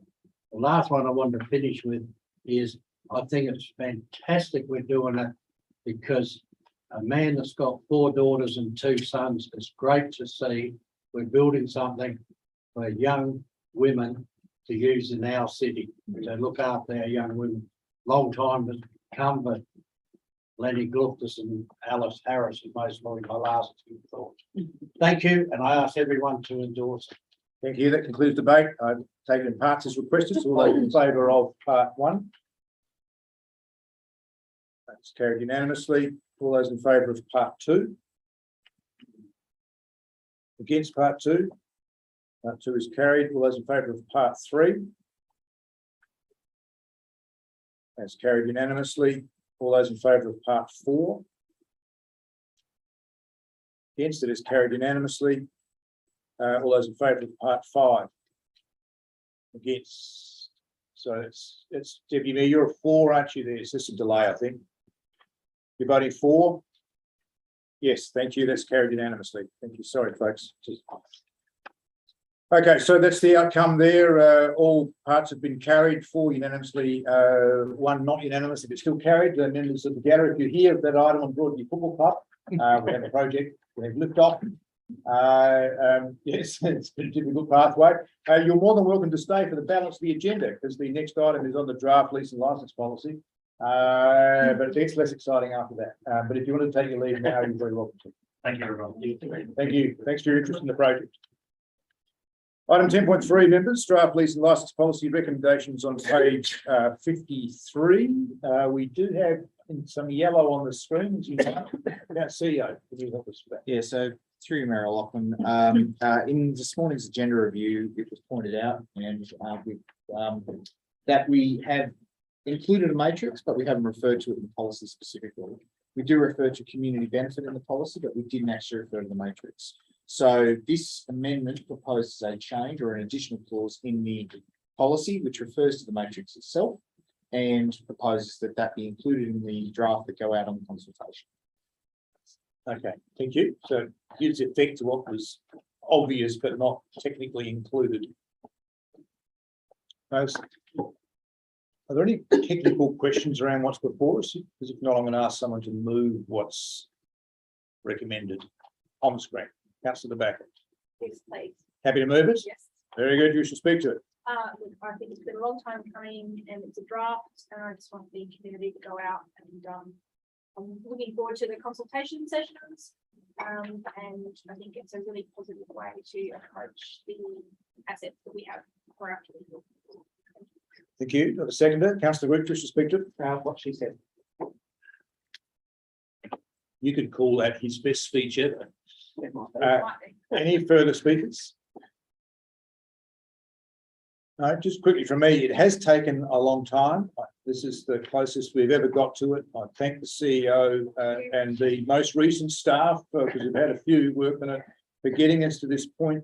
I think the matrix is really nice. It's probably not perfect, but I think it's a great start to say we're interested in these things. So I'm interested in hearing the feedback from the consultation as to what they think is important to them. And I also suggested to the CEO that a free text box with that type of evaluation might be useful, because some of the clubs will do things which are wonderful, which they want to tell us about, which we wouldn't have anticipated, and they'll do different things. So you can't have a standard question. So I really like that values judgment process in there. I also like we've got away from that crazy idea of charging a portion of the capital cost of the facility in the lease. All that's gone, and it says by negotiation. Now, in a sense, we're deferring difficult decisions, but I don't think they're impossible decisions, and they'll come through in the next phase, which is about actual leases for actual clubs, and the actual lease document, which your staff assure me is on its way, but they're reluctant to give it to us before this policy is finalised, because the policy will, of course, drive the lease document. So if you're wondering where that is, that's why. It's the chicken and egg, I believe, CEO, is your technical term for it. Yes. Part A, part B. That's all I wanted to say. Any further speakers? Councillor Ripp? Yeah, I just want to thank the CEO for getting the ball rolling on this, because it was becoming quite a pain. And also want to thank, I believe, staff member Renee, I believe, who was working on it, and thank her for coming to council twice and hearing our feedback. And I know she joined right in the middle of this when it was sort of all, there were many things in the air with that, but I just want to note her and to thank her for her work in the space to present it, because I know she was a key person in getting it happening as well. Thank you. Any further debate? Councillor De Backer, wish to sum up? Thank you. That concludes debate. All those in favour? It's carried unanimously. Thank you. Item 10.4, local government reform caretaker policy and governance policy updates. Recommendation on page 68. Again, a slight change, CEO. Yes, through you, Mayor Lachlan. We obviously had a look at this morning and identified the fact that the policy itself really does capture all the resources that are and are not available to members. And I think it's pretty clear that those resources that are not available to a candidate but are available to a member are off limits. So rather than invite members to add additional resources for facilities, we've decided to leave that out. Of course, members are open if they wish to define those, but we don't see the need to. So that's hence the amendment to the recommendation. Thanks, CEO. We had a discussion today and ran a few scenarios past it, but if you look at 4.2.3, it's a very long list of quite descriptive items that seem to me to cover everything that's ever been discussed here. So we couldn't think of anything you might want to add, notwithstanding you do, then now's the time. Any technical questions or any suggestions, Councillor Green? Yeah, look, this is one question I had about this particular paper. So can I just check the recommendation doesn't change 4.2.3 on page 74 in the policy, does it? No. So that long list still remains the same. Correct. So it's only a change to recommendation. So my technical question is, the one thing that's not specifically listed is an iPad, which is one tool we've actually been given as elected members. Now, it does talk about office equipment, and it does talk about mobile phones, interestingly, which I don't think we have, but doesn't include iPads. I'm just wondering the sensibility or otherwise of including It says computers. Well, it's not a computer, is it? Yes, it is. No, that's commonly called a laptop. Is it? Well, because I looked at this, sorry, I'll give you a long-winded answer, but essentially, I don't think anyone calls anything a computer except everything a computer. It's either a desktop or a laptop or an iPad or a telephone, and cars have 40 computers in them now. I think the word computer covers any permutation of what equipment we get. I assumed it was covered in there, but I was just interested that we had mobile phones listed specifically. Because they're different to a computer, that they can send text and make calls. So computers. Well, they can, yes, but phones, there's a difference in the how you could abuse the asset, and we don't issue phones anyway. No. Yeah. I was just wondering, is this a template model or is this our words? Oh, I see, I don't know that answer. Yep. Through the chair, that is the template through the. Okay, right. Okay. I just wasn't sure whether it was a list that we'd come up with, and hence that's why iPad's not being there was a bit unusual. If it's template, then that makes more sense to me. Yeah. But if we're comfortable, it covers that. Can I ask? Yeah, I'm certainly okay. My first one there. Is this a question? Otherwise, I'll ask. No. Question? Questions? Yeah. My technical brain, I've got a telephone here that I paid for. That's a computer. As well. Yeah, but they sort of flow together. So if I put something on there, it comes on there. But if I'm not, no, well, I'm assuming what your answer to him was if you're running in an election, we're not going to be able to use our iPads. CEO, So through you, Mayor Lachlan, the restriction is on electioneering and supporting your campaign. Yes, that's what I'm. So obviously, if you're receiving emails in the course of your work as a No, councillor, I'm talking about if you, yes. So if you were to receive emails relating to your candidacy for re-election, I would work with those on your phone, and I would not go and value add on your iPad. But of course, does it really matter, members, where you read them? What this is about is supporting your campaign. So if you're going to draft a flyer or something, don't use your iPad. Don't use your computer device. Your council delivered device. Use your own device. I understand there are nuances there, and again, the real test is public confidence and are ratepayers' funds being used to support an election campaign. And I think if you can approach that issue with common sense, you'll get there with the answer. all right, does it give you that answer? yeah, that's all right. I'm only asking for others. Councillor Backer had it. Oh, You got another question? yes. Yeah, no, no, you go for it. Sorry. On page 24, so I don't know how it fits in. No, I just lied to you. Didn't mean to do that. On page 80, on the 24th of May, it says, that's why I said page 24. Halfway down, and this is what we talked, well, you talked about before in your own way. Attendance at council meetings, council committee members may participate by electronic. So that says what's happening up here today, that says that can happen all the time or what? My understanding is it can happen in everything except a council meeting under the Act. So this is not to extend the emergency management powers, but we've been able to attend workshops by digital means because we're not making a decision, but not these meetings. So this is just the underlying policy, but CEO like, was that wrong in any way? So Because it says council meeting. That is correct. In addition, with the recent announcement by the Premier that changed the declaration, we have that 28 period. So this is just taken from what we currently have in place, but that will change. Oh, these are the short term. Yes, Yes. So this will all change in 28 days. this will change. in Well, through the mayor, the effect of this will change because the regulations will take precedence over it. We need to review these post the completion of the amendment. Pointing out members that changed today. Yeah. So a review will be necessary. Whether we get that done Because there's a couple other things. in time for the next meeting, we'll see. And obviously, members, a comprehensive review of the meeting procedures are required shortly after the commencement of the new council anyway. So. And it's further protection, I think, councillor, we can't be in breach of the Act. So no matter what our policy says, the Act prevents us from attending digitally. That's the end of that. Yes, That's correct. Yeah, thank you. Councillor De Backer, do you have a technical question before I? Did just go, speed markings confusion on page 75 says 434.24. I'm just clarifying this.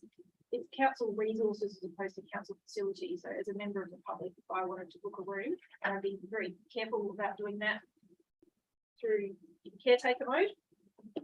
My view is if a member of the public can book a room, Yeah, and you're that's doing right, exactly yeah. the same, no problem. But I would be Yes. extra careful in this because you're not supposed to be asking employees to do anything. Should I be approaching things differently during caretaker mode, like through the CEO, through the reception desk, for example? through Mayor Lachlan, that's an excellent point. It is really important, members, during caretaker that you don't take advantage of personal relationships or engagements with staff to leverage council facilities, even if they are facilities that would be available to anyone. And I take, for example, rooms in this building. You could book those through Space Deco just like anybody else could, but please don't call the director of community or something and try and get a special. That would be bad. Or better do that before then. Does that answer your question, councillor De Backer? Yeah, right, just clarifying. Yeah. Sure, Yeah. was listed on. at That's the simple test. Not your opponent, but any member of the public do what you're about to do. That's the simple test. then it's, your opponent is clearly within that, but that's a better test. Any other technical questions? Councillor Rick? You just want to check, I know the bill was put through, so on page 124, I know the bill was put through in Parliament. And I know the previous government were trying to get election signs banned at all levels of government, federal, state and local. Obviously, it wasn't successful with blocking in the upper house of certain elements of that bill. And that element being that the state, they don't support the ban of the state and federal corporates being banned. So my understanding, I just want to get it right, my understanding is though that the bill now, the bill that passed Parliament prohibits the corporates being put up for local government elections only. First of all, is that correct? That's my, As far as I understand it is, I believe so. Through the chair, that is correct. On your own house. on public property. now, I was just gonna, the following from that is, are election signs then allowed on private land? And if they're allowed on private land, are there any approval requirements? See, Unless my learned staff can inform me of that, I'm gonna have to take that on notice. Ms. Horton, can you assist? On private land, they can, but they still need to ensure that they aren't within certain meters of a intersection or are going to be prohibiting someone in traffic or not. If they're on a fence, that's fine. They can't be illuminated, even though they are concrete. So it still needs to meet certain requirements, but on public. Could I suggest, if possible, that that a list of your require or what the City of Prospect requires is actually done up for candidates running? Because I first of all, I don't even think most people are actually aware. That's why I raised the first question. I knew about it because of my previous background, but I don't think a lot of people were aware that they're actually banned now for local level elections. I knew they are, but I think we need some proper requirements put up that if people are putting them on private land. it's not a question, sorry. Well, can there be? Can there a list be Yeah. put together of what the The requirements electoral will be? commission. CEO is making a note, but in answer to your broader question on page 124, thank you for drawing that to our attention. Up in the red bit, top bit, the third red line there says, refer to local government associations electoral science guidelines. I've recently read them. They're very clear about what Ms. Horton has just described about locations of posters and sizes and whatever. In general, and part 1 in the red there says that for local government, we're prohibited from putting them on a public road. Unless that's so the requirements are the same as for the state and federal election in terms of size and every other rule. Yeah. But the Act changed to not allow us to put them on public infrastructure. So yeah, but that the guidelines will be made available at the time. That's a good suggestion that they always are. Any other technical? Sorry, have you got any more technical questions? Councillor Barnett. Yes, so my question is the Electoral Commission SA the body responsible and not necessarily the LGA guidelines, but I believe it's the SA Electoral Commission, which will have that in their information and that to candidates and online. CEO. Further question? I may, Ms. Horton, can you assist? Through the chair, that is correct. The Electoral Commission of South Australia is the relevant authority that manages elections. And so they will be having campaign information and campaign kits available for candidates who nominate with those details. Currently, they're in their design phase of their marketing campaign. Once we have those details, though, we'll be able to forward them through. Thank you. My understanding though is it's a joint thing. It's the Electoral Commission doesn't go so far as to prescribe the 50 metres from traffic at intersections and those sort of matters. So you've got to need both documents. So just bear in mind, it's not as simple as just the Commission's rules. It's my understanding, sort of. Yeah, they're supplemented by their own Yeah. Yeah. Which were governed by general approvals back in 2014. Yes. Yes, that is well. Yeah. Does someone else have their hand up for a technical question? Councillor Back. Yeah, one more question. I'm just reading again, coming to the 2 documents. It is electoral advertising posted includes the poster displaying electoral advertising made of cardboard or plastic. Doesn't mean to say it can't be made of cardboard, but it just also said it includes. So also need the other document, I guess. Yes. That's all right. Okay, thank you. Any other questions? So if I hung a sign off my tree dahlia that's hanging out over the fence. Because it's big enough, Send that's Peter. my tree, not yours. Could I draw your attention to the recommendation of the papers? I'm sure these matters will become more pertinent mentioned closer to very the closer to campaign time. But right now, we have a recommendation in front of us. Are there any more technical questions about it? I was going to move it. If not, councillor Bunnett is moving it. Yes, there's recommendation as for us on the screen. Wish to speak to it? I think that's been said. I thought I was doing a good job at keeping it to questions and answers, but I'll fail, obviously. Better than my stage. Do I have a seconder? Councillor, do you wish to speak to it? Did I? Waiting for the best. Any further debate? One word speaks. That's pretty good. There being no further debate, councillor Bunnett, do you wish to sum up? No. That concludes debate. All those in favour? on the phone. Carried, against, carried unanimously. Thank you. No, it's short speech. Item 10.5, the Eastern Hills Authority Draft Annual Business Plan and Budget Recommendation on pages 129. I wasn't anticipating any technical questions, but if there are any, no, otherwise someone happy to move it. Councillor Barnett. Yes, I'm happy to move it. And I think that following on from the independent review that the Prospect and sort of Walkerville have come out a bit more on the winning side with a reduction.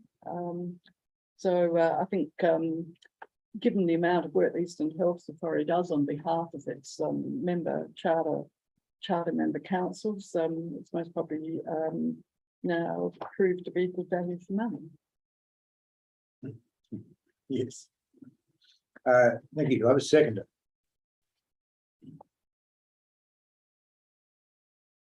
Councillor De Backer, we should speak to him. Any further debate? What to say from the chair? Thank you, Councillor Barnett, for your representation of this council on that body and pushing for the review, which I personally have pushed for a long time. It's finally got done. And that revealed that the administration charges were not really being spread equitably. And that's resulted in a lower charge for this council. It's also resulted in a lower charge for the town of Walkerville, which has resulted in them choosing to stay within the Eastern Health Authority and therefore maintain its viability as it was before. So thank you, Councillor Barnett and others involved in that body for giving us a better deal as a result of all those machinations. Thank you. Any further debate? If not, Councillor Barnett, just to sum up. No. Concludes debate. All those in favour? Against? As carried unanimously. Thank you. 10.6 Adelaide Parklands Management Strategy Review. And I wouldn't mind if we could suspend meeting procedures for a short time to hear your feedback on this. To 9 p.m. should be needed. All those in favour? Against is carried. Can I say at the outset, if you read the letter from the Office of the Lord Mayor inviting feedback, it's a very, very short time frame. I don't know why it's so short. I'm sure there'll be other opportunities to have a say, but that's the only opportunity we were provided. So I don't know. I don't think we'd get away with providing such a short time to respond if we put something out to the community, but never mind. I've been asked to speak on behalf of the council and the entire community on the 26th of May, which I think is a burden that I'm, usually happy to carry. But in this instance, I feel a bit nervous about because we've done no consultation with our community. I spoke to the CEO, and the best we could think of is to pull up what we'd submitted in the previous rounds to see whether there's anything there that we want to reinforce, or if you read it, anything you thought, hey, look, time's moved on and we really need to do these sorts of things now. What I can say to you is that we fought really hard and got $3.2 million from the government before the previous one, which was spent on upgrading the parklands at either side of Prospect Road through that corridor. And that's generally worked out pretty well. But there's been very little else spent on the northern parklands over the last, well, I'd say 8 years. and I'm just going from memory, I'm probably much longer than that. So whilst I think the strategy looked pretty intact at the high level, I'm not sure that the rate of delivery has been really good. That was my overall impression. But I really want to hear your feedback should you have any. So by the way, Alison. Look, I was actually going to move the motion because I think your original correspondence back in 2015 was excellent.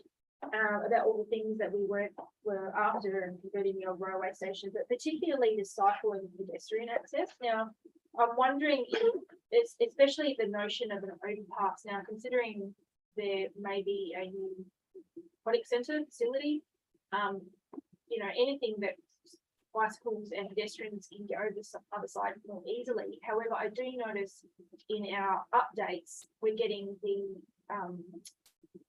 traffic lights on Fitzroy Terrace. So I'm just wondering if that's sort of done, designed, whatever, or yeah, it is. And is that going to reduce the amount? Do you think additional crossings will be supported?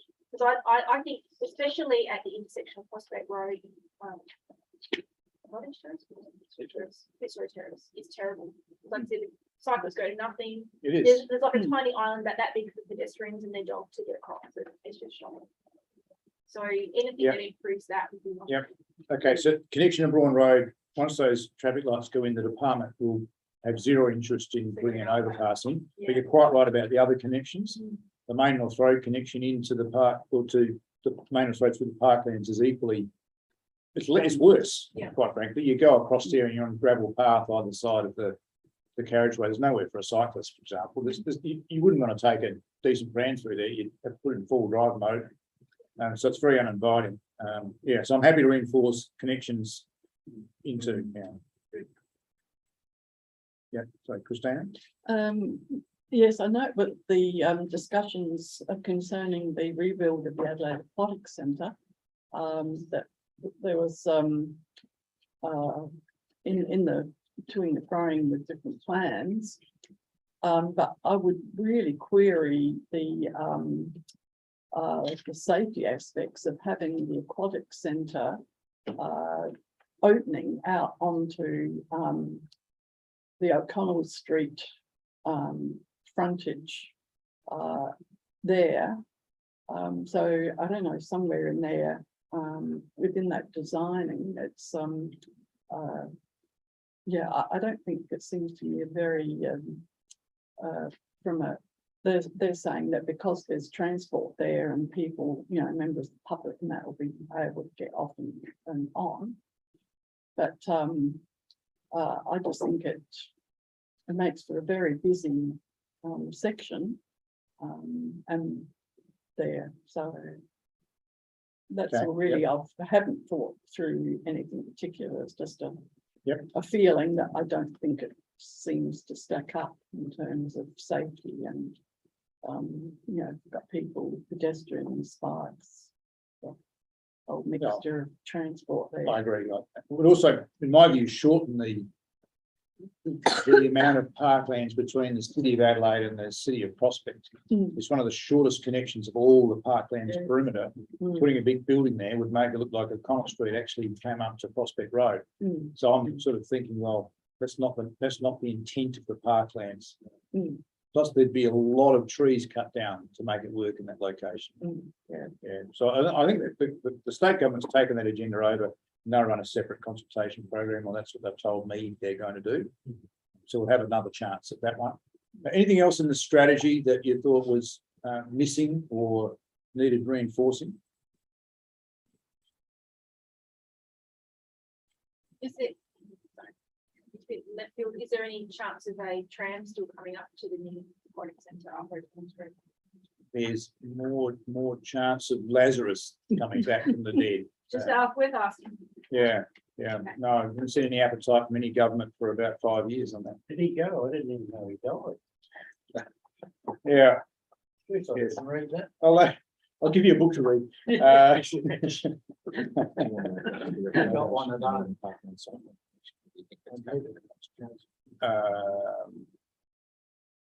We can, we could do that. Yep. Get some words up on that. Improving connections from the city of Prospect into and through. reinforcing connections into the cycling and pedestrian connections, I think was your point, councillor, wasn't it? It wasn't just cycling.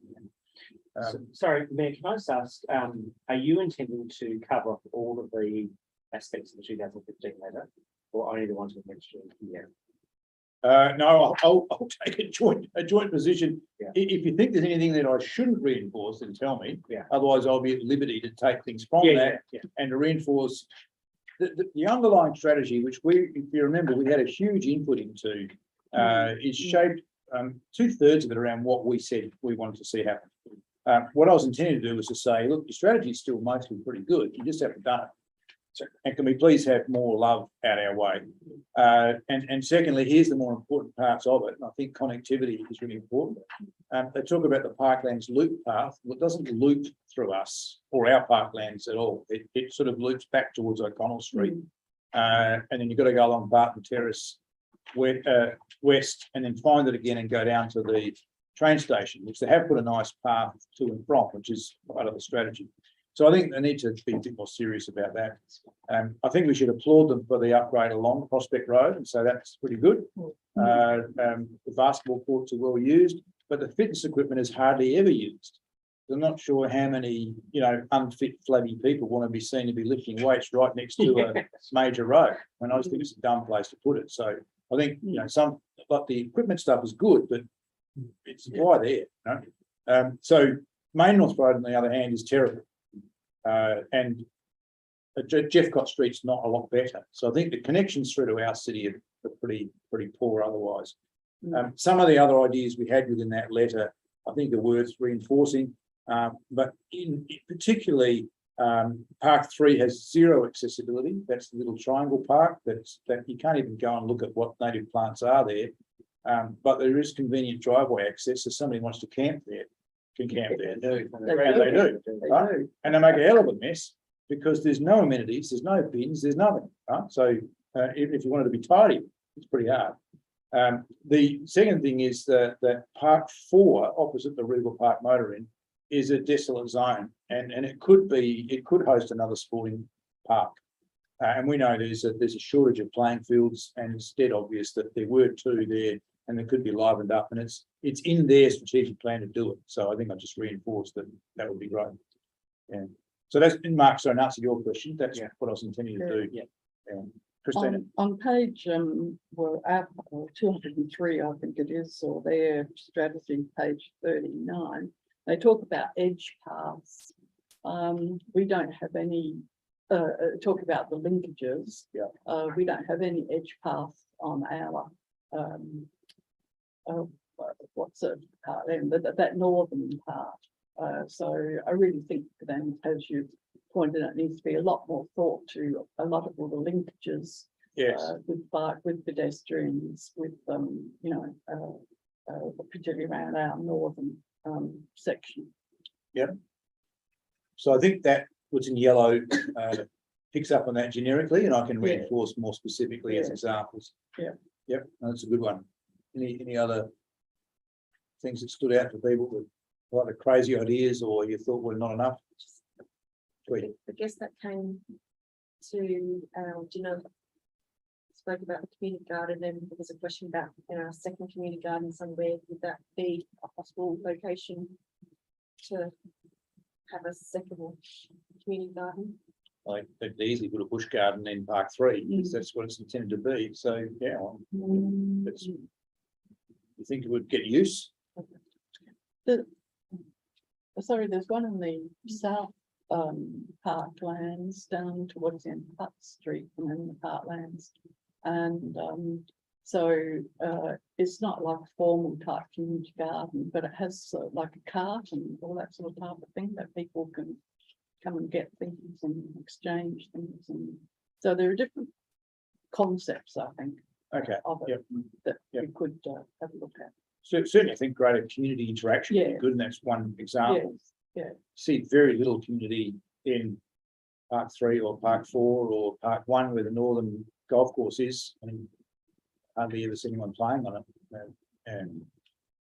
Okay, if there's no other suggestions, then I'll take what we've said before and I'll go and talk about it again. I'll talk about pace of change or lack thereof, and see if we can shake him into a bit of action.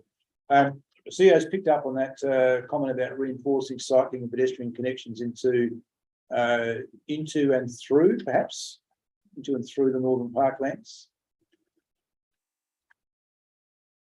Okay, and if somebody pulls back a formal session, somebody happy to move that way.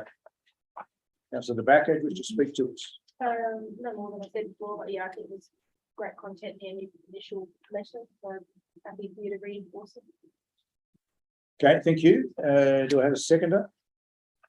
Councillor Barnett, wish to speak to it.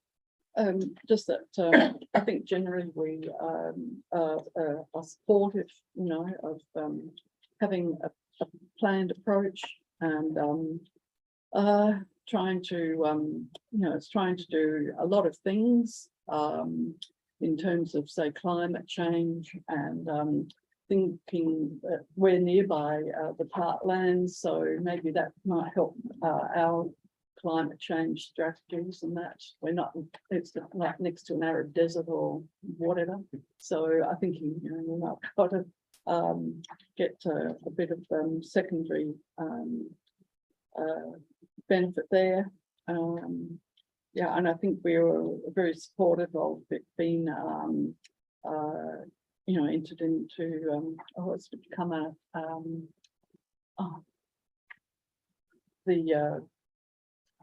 the push before, and I think we've supported it to become a was it a world, on the World Heritage or World Heritage thing? Whatever, anyway, I'll second it. Okay, thank you. Any further speakers? Can I just reinforce, just it doesn't immediately occur to RIM councils because we just don't get involved in the decision making. We're short of open space in our council area. And we, you know, there's some anxiety around how would we fix that to the southern end, and you kind of think, well, there's an obvious solution, it's just over there. But unless it's developed in a way which our community thinks is worth visiting, we can't count it because it doesn't become useful. We've got a couple of opportunities to make it more useful. This is one, and the rebuild of the aquatic centre is another. So it's just you keep in mind that if we get it right, we can start counting it as useful to our community in ways which we probably can't currently see. And that's all about connectivity and amenities. So, yeah. Councillor, does that need to sum up? I think it's really good to reinforce that, and also I think for the benefit of the city of Adelaide, if you reinforce cycling and pedestrian connections, we might actually go and visit Adelaide every once in a while instead of spending all the money in Brisbane. It's not good for us. I love that. Yeah. Okay. Right. All right, that concludes debate. Yep, all those in favour? Against, is carried unanimously. Thank you for that feedback. Very great. Item 10.7, Stormwater Management Plan, Barker Inlet Central. Now that Broadview Footy Club's out of the room, is this where we cut that project so we can fund some of it? No, just joking. Just joking. Does anyone have any questions about this one before I ask for a removal? Oh, Yeah, I'll just, Councillor Harris? page 277. And I did read some of this, but not this particular bit, the average annual damage got City of Prospect 3.7 million. So that who pays 3.7 million? Is that water? Or where do they get that? CEO, can I get an answer to that question? Through you, Merrill, often that would depend on the nature of damage. Some of it could be covered by the scheme. If this is infrastructure damage to our infrastructure.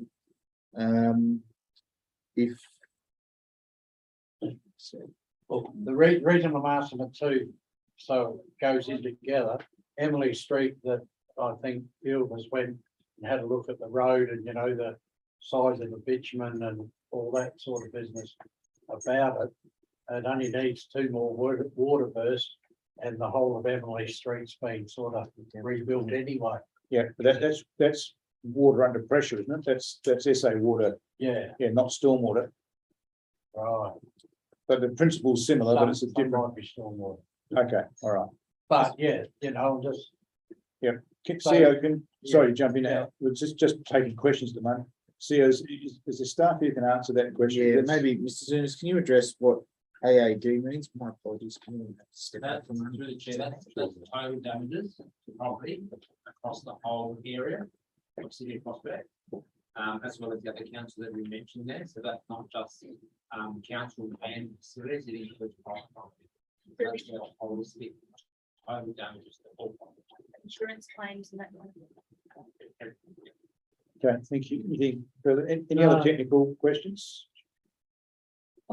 Councillor Barnett. Yes, I actually looked at the attachment more so and tried to pick out the things that were connected to a relevant prospect and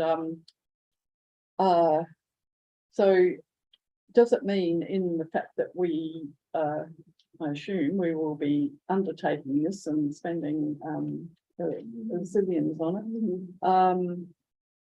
that this will protect council in one respect, that we know all the things now through modelling, you know, extensive flooding, just about nearly everywhere down the bottom of the hill.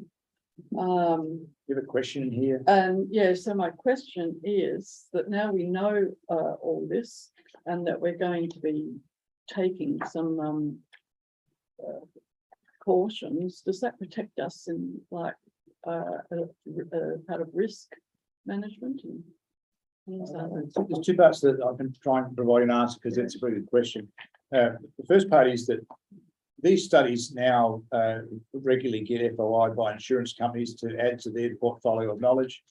We've also provided this study in draft form, and I presume in final form, to the Department of Planning, who are putting together a code amendment to try and pick up, for instance, us being able to stipulate floor levels relative to curb levels, based on advice from studies such as this, to try and mitigate potential flooding of houses built in the future from knowledge of localised flooding that we now know. So first thing is the knowledge is going to be in the marketplace. So where this is not what's it's not a confidence, can't be in confidence. Will this protect us from action? Well, my understanding of how the local government world works is that once you know you've got a problem, if you put in a reasonable plan to deal with it, then you do have a level of protection.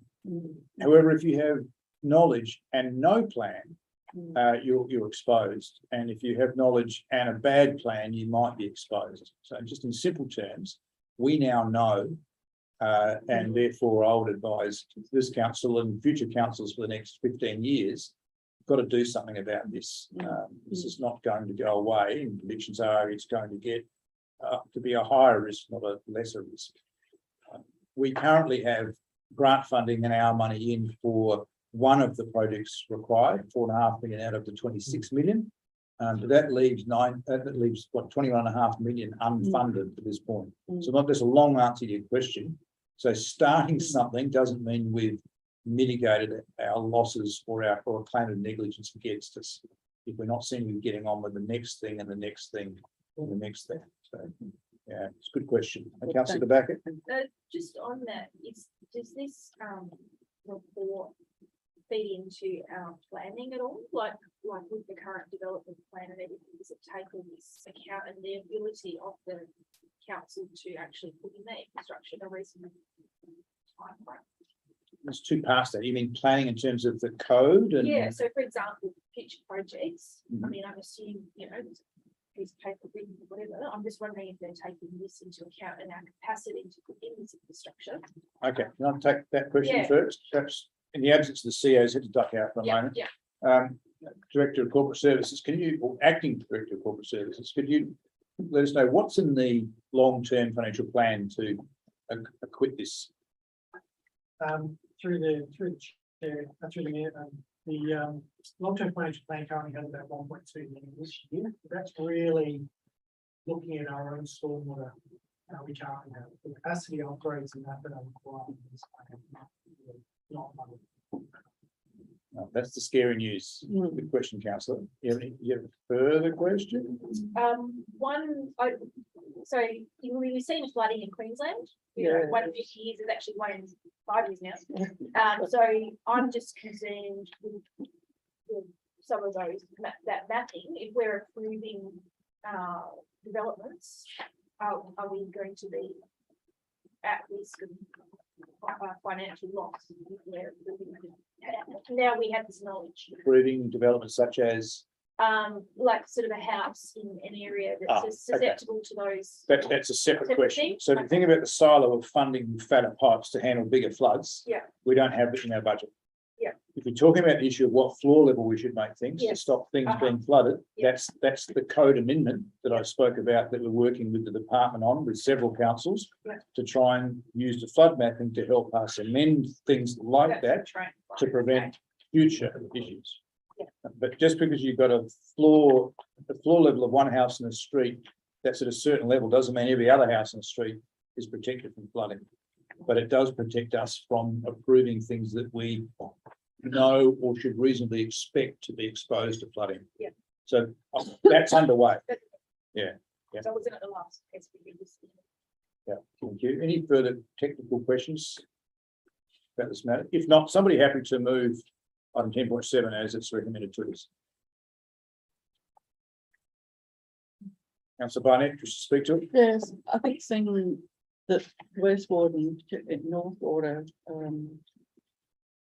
got quite a lot of this happening down in our area that, I think it's very good that we have this report and have this knowledge. I'm also just reading about, on the appendix, again, there, page 71, that may be in our, on our website and in our council magazine. It says about the state in the SES deliver flood safe and storm safe programs in schools in the community, and they initiatives include articles in council newsletters, street corner meetings, community group meetings, internet sites, brochures, and school education. So I think that that's something that's, I hope wouldn't cost us anything to be able to at least start doing something like that. And also on page 98 of the appendix, it talks about RL Cash Park, Collinswood, and at the upstream end of the HEP catchment, situated between Collins Street and Anna Street, is a small reserve sitting atop a stormwater drain, which takes water from Collins Street and part of Powell Street. And so there's a proposal to do treatment there. And putting a bio retention basement, and the estimated cost is $220,000. So again, I'm thinking, maybe that's a specific project that we might be able to sort of look at some of the lower hanging fruit that we might be able to get some funding for and do. Anyway, yeah. So that's it. Okay, thank you. Let's check whether we've got Deputy Mayor still with us. Just dropped out. Can someone send him a text message asking whether he's dropped out because he's intending not to be here, or is there a technical issue? I've got to be able to see him. Yeah, you did put it in the chat. Thank you. Do I have a seconder? Councillor Pearce, wish to speak to it. Look, it's a great report, and it just worries me the figures that are there, the millions of dollars, which you have to be addressed in the near future. But it's a very comprehensive report. Thank you. Any further debate? Just from me, I agree. It's a great report. Thank you for bringing it to us. The report from the consultants is pretty sobering reading. And I think it's been a long time coming. I remember at some point us arguing with staff about them wanting to save money by not doing the study and instead spend the money on a playground upgrade. And we said, no. And whilst I don't like reading a report like this, I think it's essential that we've done it and that we read it, because we know that we've got some flooding issues. We also know what I think Councillor Backer mentioned, what's happened in Lismore and Queensland and Northern. In fact, right up the eastern seaboard of New South Wales, quite extraordinary rainfall. We don't know if we're going to get that or not, but we know we've got an existing problem from existing climate conditions that we don't deal with well enough. I was astonished to see that of all that huge catchment area out to the Barker Inlet, that we were the worst off. Because I thought that all those other areas that were really flat were going to be in terrible trouble. Turns out, no. We have a huge watershed off of the side of our hill, and we don't have very good underground stormwater systems, and therefore we're in real trouble in our northwest corner. So we need to do something about it. And the first project is in the pipeline, so to speak, pardon the pun. But there's a hell of a lot more work to do, and $26 million over 26 years take it really easily. We're starting now. It's about $1 million a year that we don't currently have in our long-term financial plan. And somehow we need to find it, or we will be exposed to damage to our property and private property, and potentially a claim that we haven't done enough, knowing what we now know. So I think it's a challenge that I'm happy to say to the CEO, gee, CEO, you better fix this. But essentially, as elected members, we need to work out how we fix this, and I don't have that answer. This budget year that we're going into is already hard enough, but I think we need to seriously tackle this in the next budget year in terms of a long-term plan as to how we're going to get on with this, and also how we're going to apply for grants and how likely that is, et cetera, et cetera. We have already lobbied to the federal candidates about helping us with this project. I've also spoken to people within the Labor Party who are interested in this report, because they did promise a disaster mitigation fund of $200 million a year, which the Australian Local Government Association have been advocating for 5 years. They've agreed with that, and this project fits precisely within what that is intended to do at the high level. So we'll need to be all over the detail of their proposed policy to make sure they don't close us out in eligibility criteria. So perhaps that's probably a more immediate task, because if we could get, as with the current project, 2/3 funded by other people, that lessens the burden on our ratepayers, and that would be very, very welcome going forward. But commend the report to you, and that we use it to inform future updates of our longer-term plans. Any further debate? If not, Councillor Barnett, do you wish to sum up? Just to provide our thanks to our staff and the other staff and other councils that were involved as well. Thank you. That concludes debate. All those in favour? Against? It's carried unanimously. Welcome back, Deputy Mayor. Okay, general business of an urgent nature.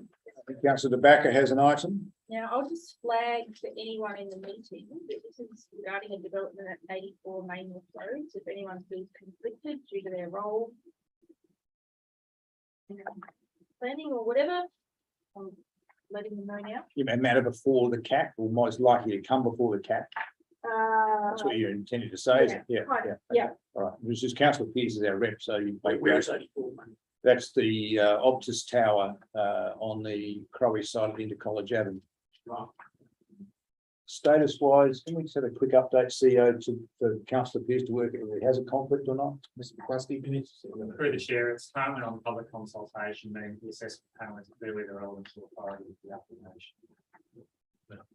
So I have to look at it. Yes, next question is whether you stay and participate in the debate. So can I just have some direction for, or some advice for Councillor Pearce? Yes, so through Mayor Loughlin, my understanding is Councillor Pearce, that would be unadvisable based upon the content of Code of Conduct for the CAP. Mr. McCluskey, is that correct? Right. I'll just take the cheese and leave. Can you take some biggies for that, Chair? Thank you. Sorry. Thank you, Councillor De Backer, for flagging that to allow Councillor Pearce to work out his options. Councillor De Backer, if you've got an item, you realise I have to test it. Yeah, so I'll test it on the floor. Sorry. It's basically, I'd like to move that the council submits a representation to the council assessment panel, the authority, as a relevant authority by the Plan SA Development Portal regarding application number 22010588, described as a mobile telecommunications facility, including a 30-metre high monopole, antennas, equipment, cabinets, and ancillary equipment at 84 Mainwood Road, Prospect, SA, by 1st of June 2022, raising the following concerns. So, so we've got A, the specific reasons council believes that planning consent should be refused are the following. Item 1, it will be, mobile tower will be situated in the boundary interface of the urban corridor business zone and an established neighbourhood zone. 2, the structure is directly adjacent to a site used for residential purposes and will cause a significant impact. 3, it will be highly visible from residents' backyards in the area. Now, So before you speak to it, Yeah. I have to test it with the members that it is a genuinely urgent matter to enable it to be debated. I understand you're putting it up because the date for submissions closes on the 1st of that's June. correct. Therefore, it can't wait till the next council meeting. That's correct. Okay, so I'll deem it as urgent in the sense that it's therefore able to ask for the meeting to consider that. So Amended motion, that it's I just want to check, we don't do this very often. Just want to check with our governance manager. We need a motion for urgency or leave of the meeting suffice. Yeah, that's what I thought. Yeah, so just seek leave of the meeting to allow us an urgent item. All those in favour? All those against? Oh, I'm sorry. No, it Of is, course. it is, it is this therefore allowed as an urgent item. And the motion has been prepared by Councillor Backer and put to staff so that put it on the screen, so that's there on the screen for you. I'll just allow you a couple of minutes to read it again, and I'll come back to you, Councillor Backer, to speak to it.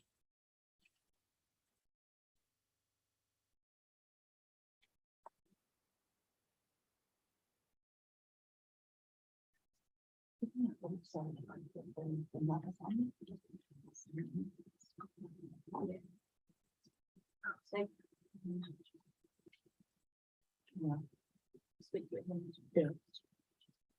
Did we have a chance to read that? Yep, okay, Councillor Backer, you to speak to it. I would, also did supply the governance officer with a link.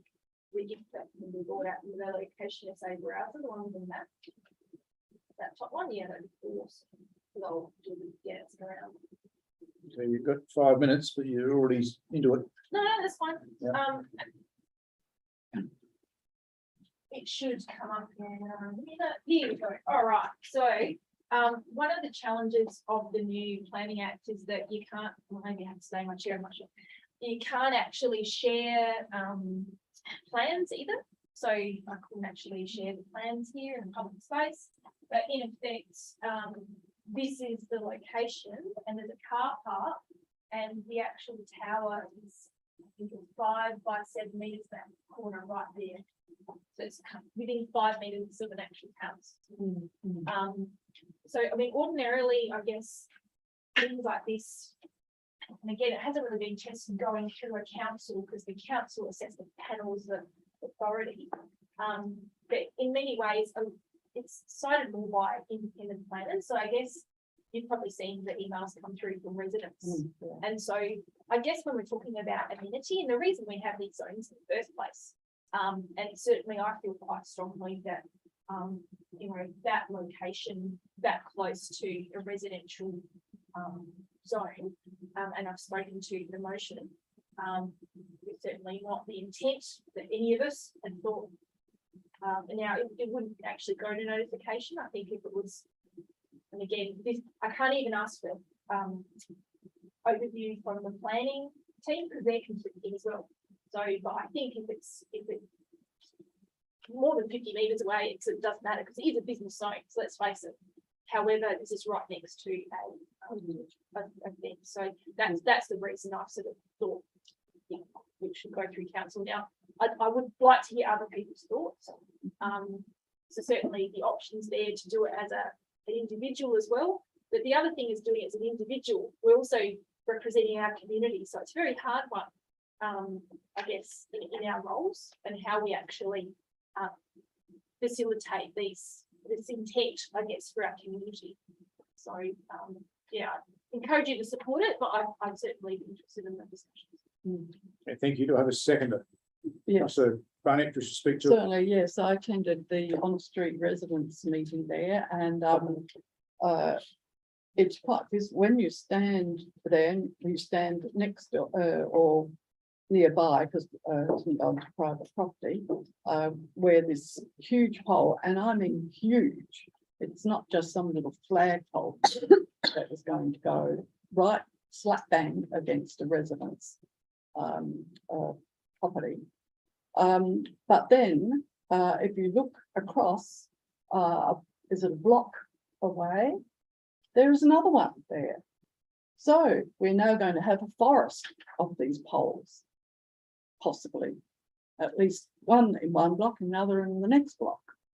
And also the residents have done their investigation and research. And I think there are at least, what, 4 or 5 other areas around that would have less impact on the residential area, that the applicants could jolly well put them there, but they're, in my sense, I believe that they've been bloody minded about this, and they just want this indication because it's the easiest situation for them. And also, I think this drives us to the lack in our planning SA regulations about the inadequacy of the consultation with this. And also, I think it highlights that the Commonwealth regulations on this seriously need overhauling, and that all the operators really need to be forced by Commonwealth regulation to talk to each other and have co-located facilities. So we're not going to be having a forest of these things all near our residential areas. So I strongly urge us to support this. The residents really have no one really batting for them because of particularly the planning rules. So I urge you to support it. Thank you, Councillor Groot. Look, I just speak in support of it as well. Thank you, Councillor Baker, for bringing this to us. I think this is a really interesting point, isn't it, around how we as a council can make representation to our cap that we want. So I think it's a great test, and not quite sure where it'll end up, but I think it's something that we actually need to try and do. I think I was also at the recent protest on College Avenue, and all thanks to Enzo, I think, who's been driving this for a long time. You know, really proactive resident who said, "Not in my backyard," and we're going to do something about it. So I reckon it's a fantastic bit of community activation as well. This has come about because of the demolition of Radio Rentals, where there used to be a pole, so an antenna. And these are one of these necessary evils that we're going to face. It's Main North Road today, it's in the Churchill Road tomorrow, it's in Prospect Road. In fact, we had one in Prospect Road just here, and I remember the council meeting where we had 100 people with placards sitting in the gallery talking about that. So this is clearly a motive issue for residents, as it should be. So I support the motion. I think I probably just, I don't know how we do this. I did have a question, which I don't know, Councillor Baker might have to deal with in summing up, but the 3 specific reasons, are they, I'm curious as to whether they are just ideas for Councillor Baker, or whether they're enshrined in some sort of legislation or policy document around planning, and whether there's any others that we should be adding into that. In trying to be as thorough as I can. I'll allow a brief answer to the question from the mover. Brief. Yes, a brief.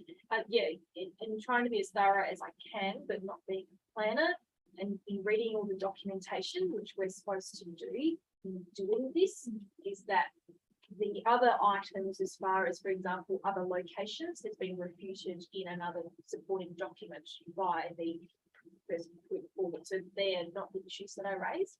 It was the residential amenity location to the boundary. Yeah.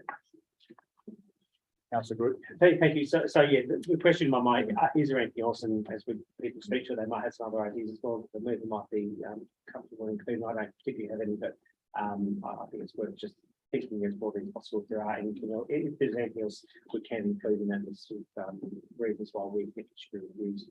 So very supportive. I think it's a really interesting test for our process and for the broader planning process. And thank you again, Councillor Backer. Thank you. Further speakers, Councillor Rick. I fully support the motion. It's a good motion. Obviously we'll test it and see if this is a way that, and if it does work, it'll be maybe a way that we can submit other issues for other developments to our panel through the Planners Zone Development Portal. I fully support the residents as well. If you were to put a tower like that 5 meters next to my property, I'd be up in arms and screaming as well. And I think I also agree with Councillor Barnett. I think it's short-sightedness as well from the as well. So yeah, I'm fully with the residents with that. I'd be as equally as angry if it was next to my property like that, and I fully support them. And I think good on Enzo for driving it as well. Further speakers, Councillor Wayne. Thank you, Councillor Back, for bringing this forward. I fully support it. I just don't know how much weight it will have, but it's good just to test it. So this is the first time that my question is this the first time that we've ever done this, putting a submission to the assessment panel, to test this, to say that this is our sort of like perspective on an issue like this. My understanding is that it is, through Mayor Lachlan, this issue was raised a couple of months ago in a question with notice from Councillor Backer. An answer was provided. My understanding is this is the first time that we've gone down this path. Mr. McCluskey, is that correct? Through the chair, confirm that is correct. While there may well have been over time individual submissions, individual members not Fantastic. So very interesting to see what how much weight it has in terms of what other documents, what other information we could provide to add value or add weight to this. My second question is, would a petition or would some other information from residents to get their perspective add to this when we're putting in submission to the panel? Do you think? CEO. Through you, Mayor Lachlan, obviously, there are a range of options available to members and the community to provide formal submissions through to the CAP. Clearly, one would imagine the more community opposition or the more community support for an alternative approach, one would imagine that will hold more weight with the CAP.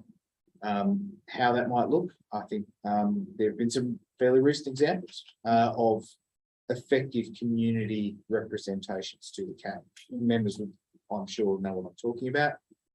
So there are examples out there from which members could draw. More specifically, unless this motion instructs the staff to do any of that, they won't do it. Others might. Does that make sense? More prescriptive? Well, your question is, would this be assisted by some other activity?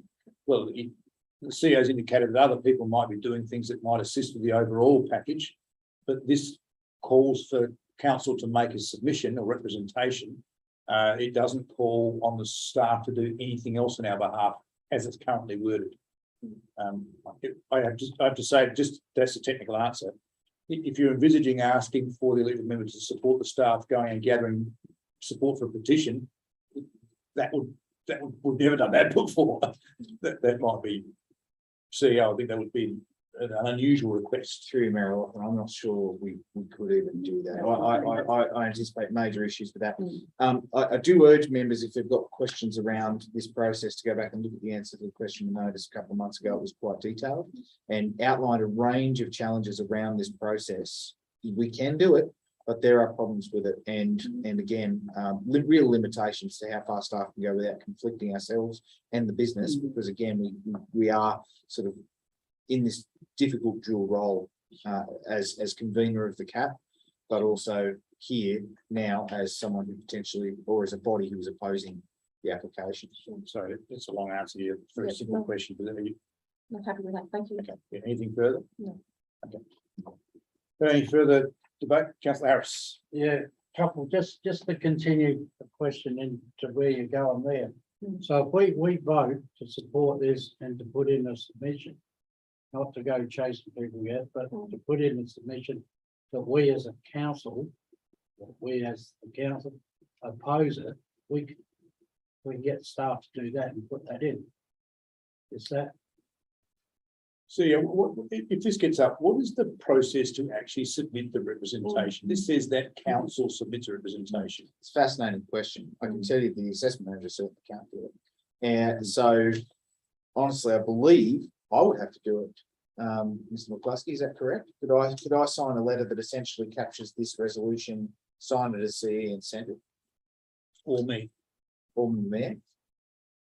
British, yes. I think the only other example I'm aware of was with somebody who engaged an external consultant for the full sort of robustness around this submission, but it could come from some other part of the business, including yourself. Well, okay, yeah, that's, so it'd be simply a letter from yeah, one of those. because it also, so no, because it also stands a bit quite often, or some occasionally on significant trees and that's on someone's property, and we can't oppose it because of this reason, that reason, but I think we should or could. But look, I want to say there is, when they done the one down outside Boo's gym, I think council got involved in that. I can't remember how much or what, but I know the council got involved in that one that by Sunny's there, it's not there now, but down there. But the other way I look at it, they were putting the Telstra one behind our place, and they didn't put a Telstra one behind our place because it doesn't belong to, it doesn't concern what Telstra, Optus, all these people want. It's the landowner. You convince the landowner not to sell his land or his 5 metres of land, it doesn't happen. And I'll tell you, the one on Prospect Road and not Prospect Road, Main North Road and Balfour Street didn't go ahead because we said what we were going to do. And so people can actually change it, and that's why it's got to go back, and then started by people having a rally and meeting. So that's front up to the person that owns the land, or he's, as I just found out, just sort of rent the place or whatever. So those sort of things happen. The real available thing, because there is also things about electronics and stuff like that, and different people got different opinions on that sort of stuff, but some of us agree that it's damaging. Well, you've got a whole lot of dead people on the other side of the road, it's only a couple 100 metres away, that is far better, that it's not going to affect anyone unless they come back to Jeff. What's that bloke you told me? Yeah. Lazarus. Yeah. If he came back. Twice. So He's back. I think we should be able to, put up some sort of letter and through the council, through us, authorising someone, might not mean, because you might not agree with it, to put up a big argument, but to put up, we're not happy with it, it shouldn't happen, because it's 30 feet or metres, whatever, in the air. I think we'd be squealing, they want to put a building 30 metres in the air on that boundary to a house, then it comes, but that's what it is. And that's what it stays, sticks in your backyard, and it affects your house and that sort of stuff as a wind moves. So I'm more than happy to support we do something, but hopefully if the people are concerned, which they should be, they can oppose it in other ways. Okay, thank you. Any further debate? Just from myself, I'm happy to support it. I'm happy to use this to do 2 things. One is to stop a silly project, but secondly to test how this process works. I did warn the minister who introduced these new regulations that this could happen, and they thought, oh, well, we'll see. So here we are.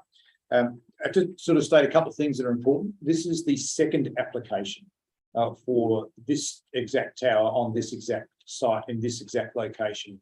The first application is still on foot, and it's currently before the Supreme Court's on a technical matter, and could still be resolved as being appropriate and constructed.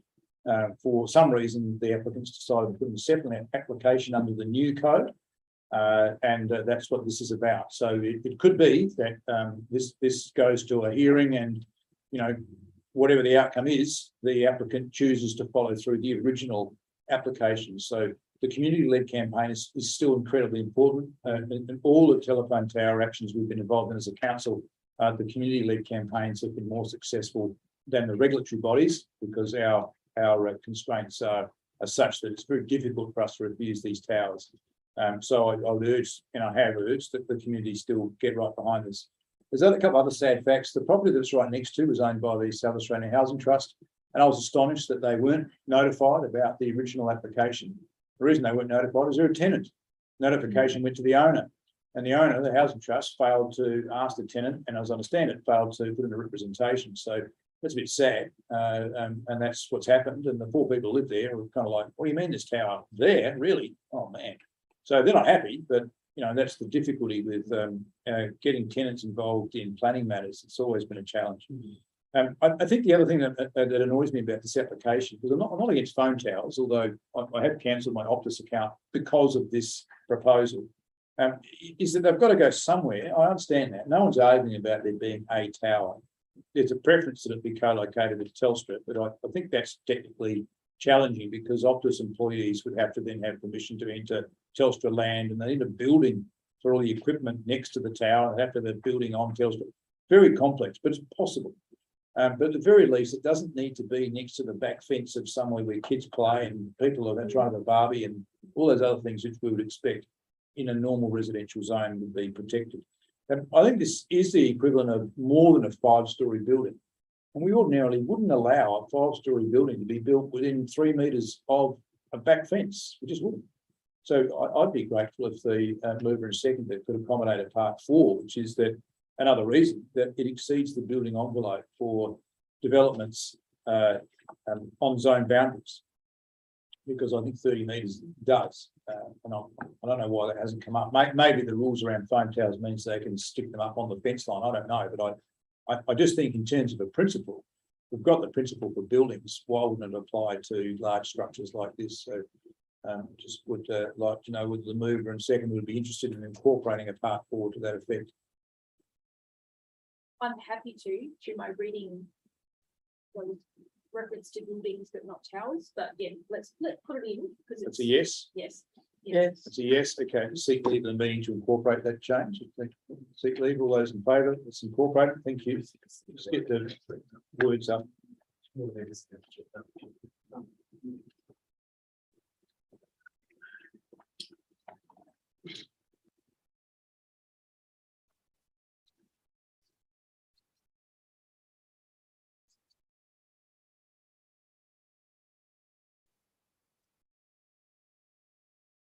Yeah, they're the words that I said, so you're comfortable with those words. That didn't surprise anybody in terms of seeing it in black and white. Okay.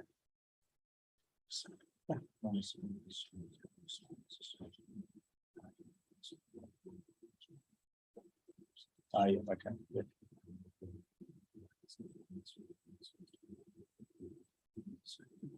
Yep, sure. So the staff are conversing. I thought it was conversing about that item. It's not. What they have asked for is on the application form for representation, as you would know, it asks whether you wish to be heard or not. Given that this matter will be, looks like it'll be supported by council, will then be incumbent upon me, I guess, as the spokesperson to be that representative or the CEO.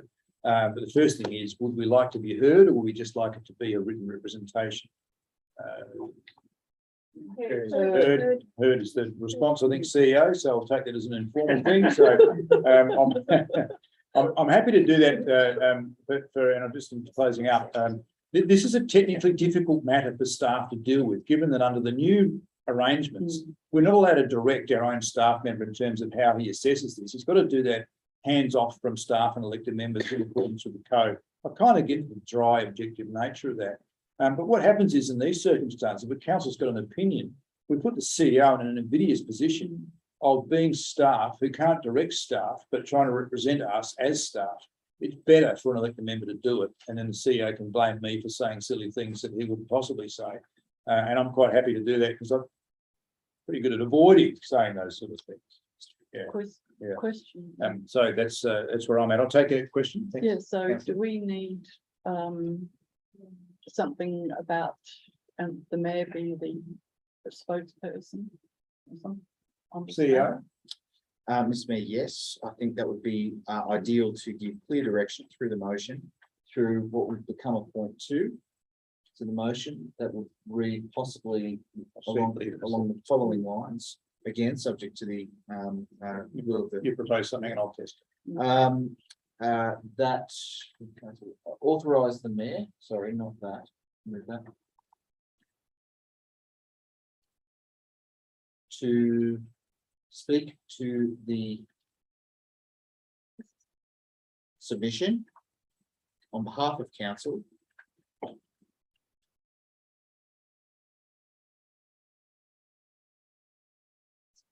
Upon, Or at the CAP hearing. at the CAP hearing, yep.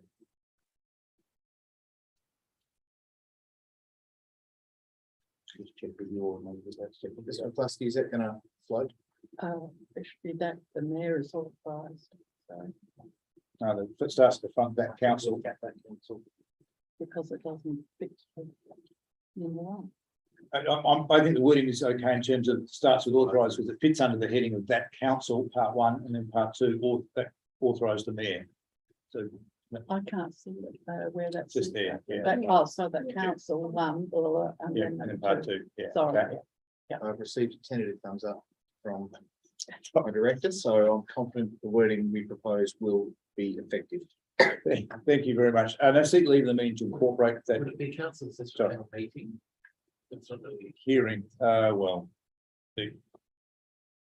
Appears, I have, If you remove the word hearing, just say at the Yeah. council assessment panel, we all know what we're talking about, it's clear enough. On this matter. uh, Well, it's speaking to the submission. Which relates to the matter.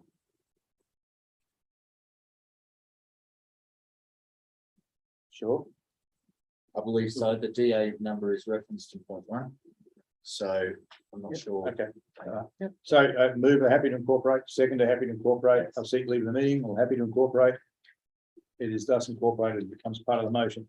Any further speakers to this item? I think we've just run out. can I say something? You can ask a question, because you've already spoken to it. Did I? It was very good too. I was going to point something out to you. That's, I might even point it out. But if you've got a technical question or a question. well, it is a technical question. Yeah. The company argues back about using dual towers. We got a beautiful resident that lives down on Devonport Terrace. I'll tell you about the battle that we put on Henley Beach Road. They ended up putting 3 on the one tower. Was initially refused. There's a question in here somewhere, I'm sure. Oh, yeah, well, the question was, it is possible. Yeah, no, that's not Is a it question. possible? That's not a question. I gave you so much rope, you could like tie up, an ocean liner, and still, Are yeah. you aware? Still managed to not, anyway. We'll take that as the debate is closed, other than councillor the back, should you wish to sum up.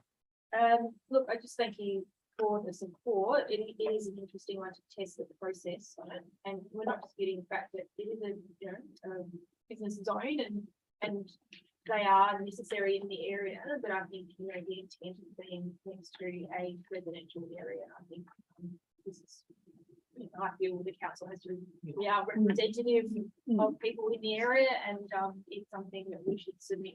So I encourage you to support the motion. Include debate, all those in favour? Against? It's carried unanimously. Thank you. Yep, we're done. Okay, item 12, reports for information are there. We'll take them on block unless they're move or reserve, sorry, for discussion. Just withdraw 12.1.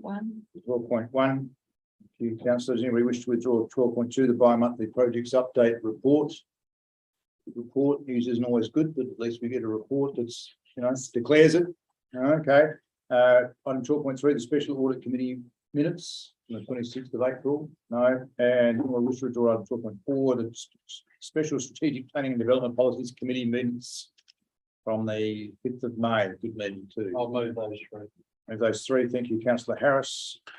No, There is no speaking to it. I have a seconder. Second. Councillor Rip, all those in favour? No one against, that is approved unanimously. Councillor Barnett, brief reason, and you wish to move it. Yes, just to add some. I suppose I should have done that in. I was just going to say that I'd also attended some of those meetings and comment on them. but I'm just thinking that should come under,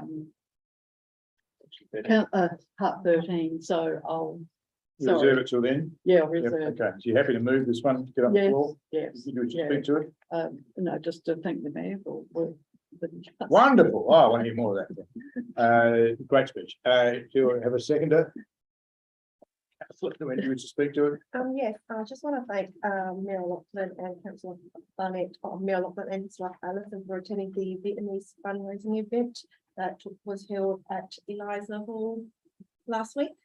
It was a really good event, fundraising for the Ukrainian community. I wasn't there due to just positive COVID, but I was told that they raised in total $7,050. And Mr. Lamb and his wife sends their, sincere appreciation for the attendance of Mayor David Loughlin and Alison and Councillor Barnett. So they've asked me to pass it on. Thank you. Thank you. Yes, it was a fantastic event, and just to follow on from that, in speaking to it, there was quite different people do things in different ways. No cover charge to get in, and no charge for drinks, and food was on the table when you got there. Now, how do you raise $7,500 doing that? It wouldn't be what I'd do. People put money in at the door, and they put money in at the bar. And there would have been, how many people there? 75? Wasn't there? No, you weren't there. So you had COVID, you could be there. Your sister was there. And you just think, wow, that's quite amazing how that was done. And there was a lady who'd come from the Ukraine was there, and she had two younger women with her who had two children with them. And one child for each of the young women. And it turns out that they are not her relatives. Those women were escaping the war, and their husbands had agreed to put them on planes with their single children, each of them. They knew each other, and this lady had agreed to host them whilst they were in Australia. And one of them could talk very little English, the other one couldn't talk any English at all, and I had no expectation of that, of course. And their husbands were still back in Ukraine, fortunately closer to Poland than to Russia or Belarus, but it just really brings it home when you meet people like that and you think, oh my goodness, dreadful, absolutely. They fortunately they said technology helps them keep in touch with their husbands, but even so, I just think I can't imagine having to do that with my family. So it really brought it home. And then to bring the house down, the night was here's another thing I wouldn't do. It's a karaoke night. I don't know how on earth you raise money to karaoke night. But the youngest child got up and sang a song in Ukrainian without any musical accompaniment. Absolutely brought the house down. Just amazing. So it was a beautiful night. So thank you, Councilman, for bringing it to our attention. It was an absolute delight to go. And even with my wife's earache, we stayed quite late until about 10:30, I think. She loved it. Thank you. Did you sing? Absolutely not. Great finger. There's some extraordinary dancing on display, so I didn't bother doing that either. I've seen you dance. Yeah, that's why I didn't dance. Good choice. Thank you very little. Any further debate on this item? Gas in the back. Oh, and again, thank you again for all the things you go to and people you meet. It's great. Active representative for Prospect. Thank you. One of the things that I did know is that you met with Peter Maris from the Maris Group, and I know that you've probably seen a lot of emails recently about support for, I guess, economic investment in the street. And I was just wondering if from that and the Prospect Roundtable there are any thoughts that I suppose we had talked about in the meeting about that going forward. CEO was at that meeting as well, and may wish to add to the answer, but from my perspective, and I put it in my report deliberately to let you know that they're the people that I'm meeting with. Both Steve Maris and Theo Maris have caught up with me separately and us. I think concurrently. That's right. We chose to do it together, and certainly Steve is very nervous about us cutting funding to the street in terms of supporting the businesses, supporting marketing programs, supporting the expenditure of the marketing fund, and providing assistance to the committee, and the raft of other things we do. We've been through the whole budget, in that relative budget with him, and described our pain and the need to make some cuts. We've also described where we want to refocus in terms of investment attraction, and that we're not cutting that. In fact, we are enhancing that through the director being chosen deliberately because of strengths in that area. So we're not withdrawing from the business support area, but we are tuning it more directly towards investment attraction. And we are looking at options to provide support to the Main Street traders through alternate means. He was relatively comfortable with that, but he will choose still to write to us expressing his concerns. But we left him with the impression that we are not abandoning it, but we have to make budget cuts, and we've chosen those very carefully. In that sense, Theo Morris was interested in the future of Prospect Road. He's worried that if we stop investing in it, that investment will stop coming. But he has a bigger picture agenda in mind, and we welcome that. Councillor Barnett and Councillor Harris would remember that he was one of our early guest speakers at our economic development committee meetings we had way back in 2004, and has always had an interest in our city, and his feedback's always very welcome, and he was generally positive about the future and about his own investment in our city. So they were both good conversations, but coming at it from different perspectives. Sure, CEO, you wanted to add any more? I think the only thing I would add, Mr. Mayor, through you, is the discussion with Theo Morris did flag his view that he understood the need to save money, and his concern was to find a way to continue to support Main Street, even if council couldn't, and that he was prepared, if necessary, to assist in advocacy at the state level to try and push that on a little bit. So, and that work is continuing. So they were both productive conversations, interesting conversations, and obviously there will be, and I'm sure members are aware of this, and quite a bit of input from the community and certainly from the business community around that economic development savings process in particular. Yeah, thank you. That's a good question. Any further debate from side? That's good to say that. Oh, Deputy Mayor. Yeah. I'm sure there's going to be more debate now that we've ostensibly approved an additional $650,000 for the Port Melbourne Community Centre from the people who are seeing large chunks of budget cut out from other areas. So I guess we'll just have to be prepared to have answers for that, because it does, on the face of it, it's a contradiction. So I'm sure that I'm not the only person around the room thinking about that, but it is going to be another round of justifications we're going to need to be ready to support. Full stop.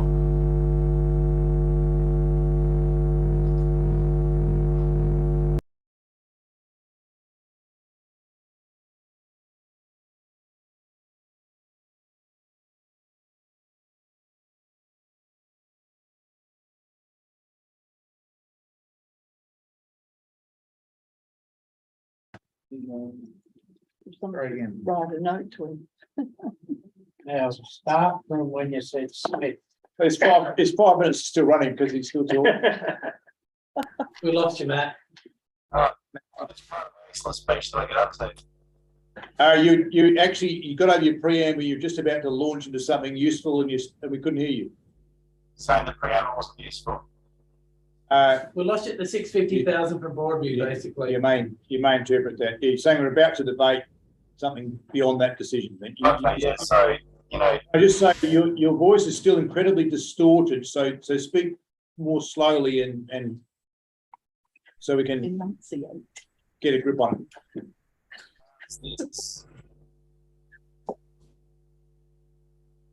You there? No, no better. Have a go. I just press on. Yeah, carry on. No, don't worry about it. that's fine. It's not going to work. We can still hear you. It's just, we need to concentrate. That's all. Okay. I'll try to keep it succinct. I think in light of that last discussion and then reflecting on the fact that we've essentially probably approved finding $650,000 somewhere for a project that we're already funding heavily, which I support, by the way, it's going to raise more questions from that part of our community with regards to drastic cuts impacting their interactions with us. So I guess we just need to be prepared to be able to justify those decisions. Yes. Is that the point you wanted to make? Yes. Okay, yep. I think we all got that. Best feature. Yeah, best speech ever. The most heavily distorted best speech ever. I'm really sorry to say, but Daleks did come to mind, but it's that. Yeah, and I don't think you're that ill. You've had throat surgery, so I'm putting it down to the technology, Deputy Mayor. But thank you. You're quite right. Any further debate on this item? If not, Councillor Barnett, do you wish to sum up? No. Okay, that concludes debate. All those in favour? Against, it is carried unanimously, and thanks for the thanks. It's noted. It's a job I love, but sometimes there's a lot. There's a lot. Okay. Item 13, council member reports and briefings. Councillor Barnett. Yes, thank you. Yes, I'd just like to report that I've attended the Vietnamese fundraiser, as we now know. And again, when I sat next to Irene, who was one of the local Ukrainian people here hosting the other two women, and she just remarked that the boys miss their fathers terribly, and that they're at least able to still phone them. So it's a really sobering thought, really. And I'm so pleased to hear that how much was raised to assist them, and that I know some of us donate clothing to various even local places, but it could be a possibility that if people know of clothing that's good quality clothing for any age of family member, to donate to the Ukrainian Women's Centre over at Hindmarsh. And I was unable, unfortunately, to attend the Mayor's hosting of the Prospect Friends of the Library in the local history group, because I was presenting a talk in this very room on behalf of Prospect Local History Group as part of History Month, which went down quite well, if I do say myself. And also I attended the as a proxy, but the first where are we? The Paint the Comunga Steering Group meeting along with Councillor Harris and the Mayor, and I thought we came to a good conclusion about how the group was to work and the representation there. So that was good to get that going. So that's it. Thank you. Councillor Baker. I've been a little bit absent recently, but I was really glad to be able to attend the National Volunteer Week celebrations along with the Mayor and Councillor Barnett and the lovely Sophie. And it was a really great time. I think because we've been in COVID, there's a lot of familiar faces I haven't seen for ages. It was great to see the staff and the volunteers. Everyone was, working really hard to have a good night. And I think it was really good to see some people who, you don't know what they're doing, but they're just doing amazing things.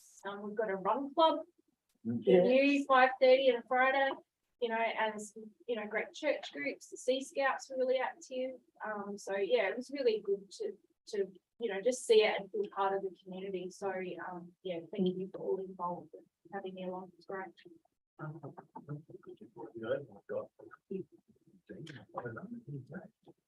Any further briefings from council members? No, being the case, feel like I need to slow things down because normally you've got exciting around this time, but motions are noticed nil. Questions are noticed nil. Confidential items nil. I'm compelled to take us to item 17, which is meeting closure at 9:55. That wasn't.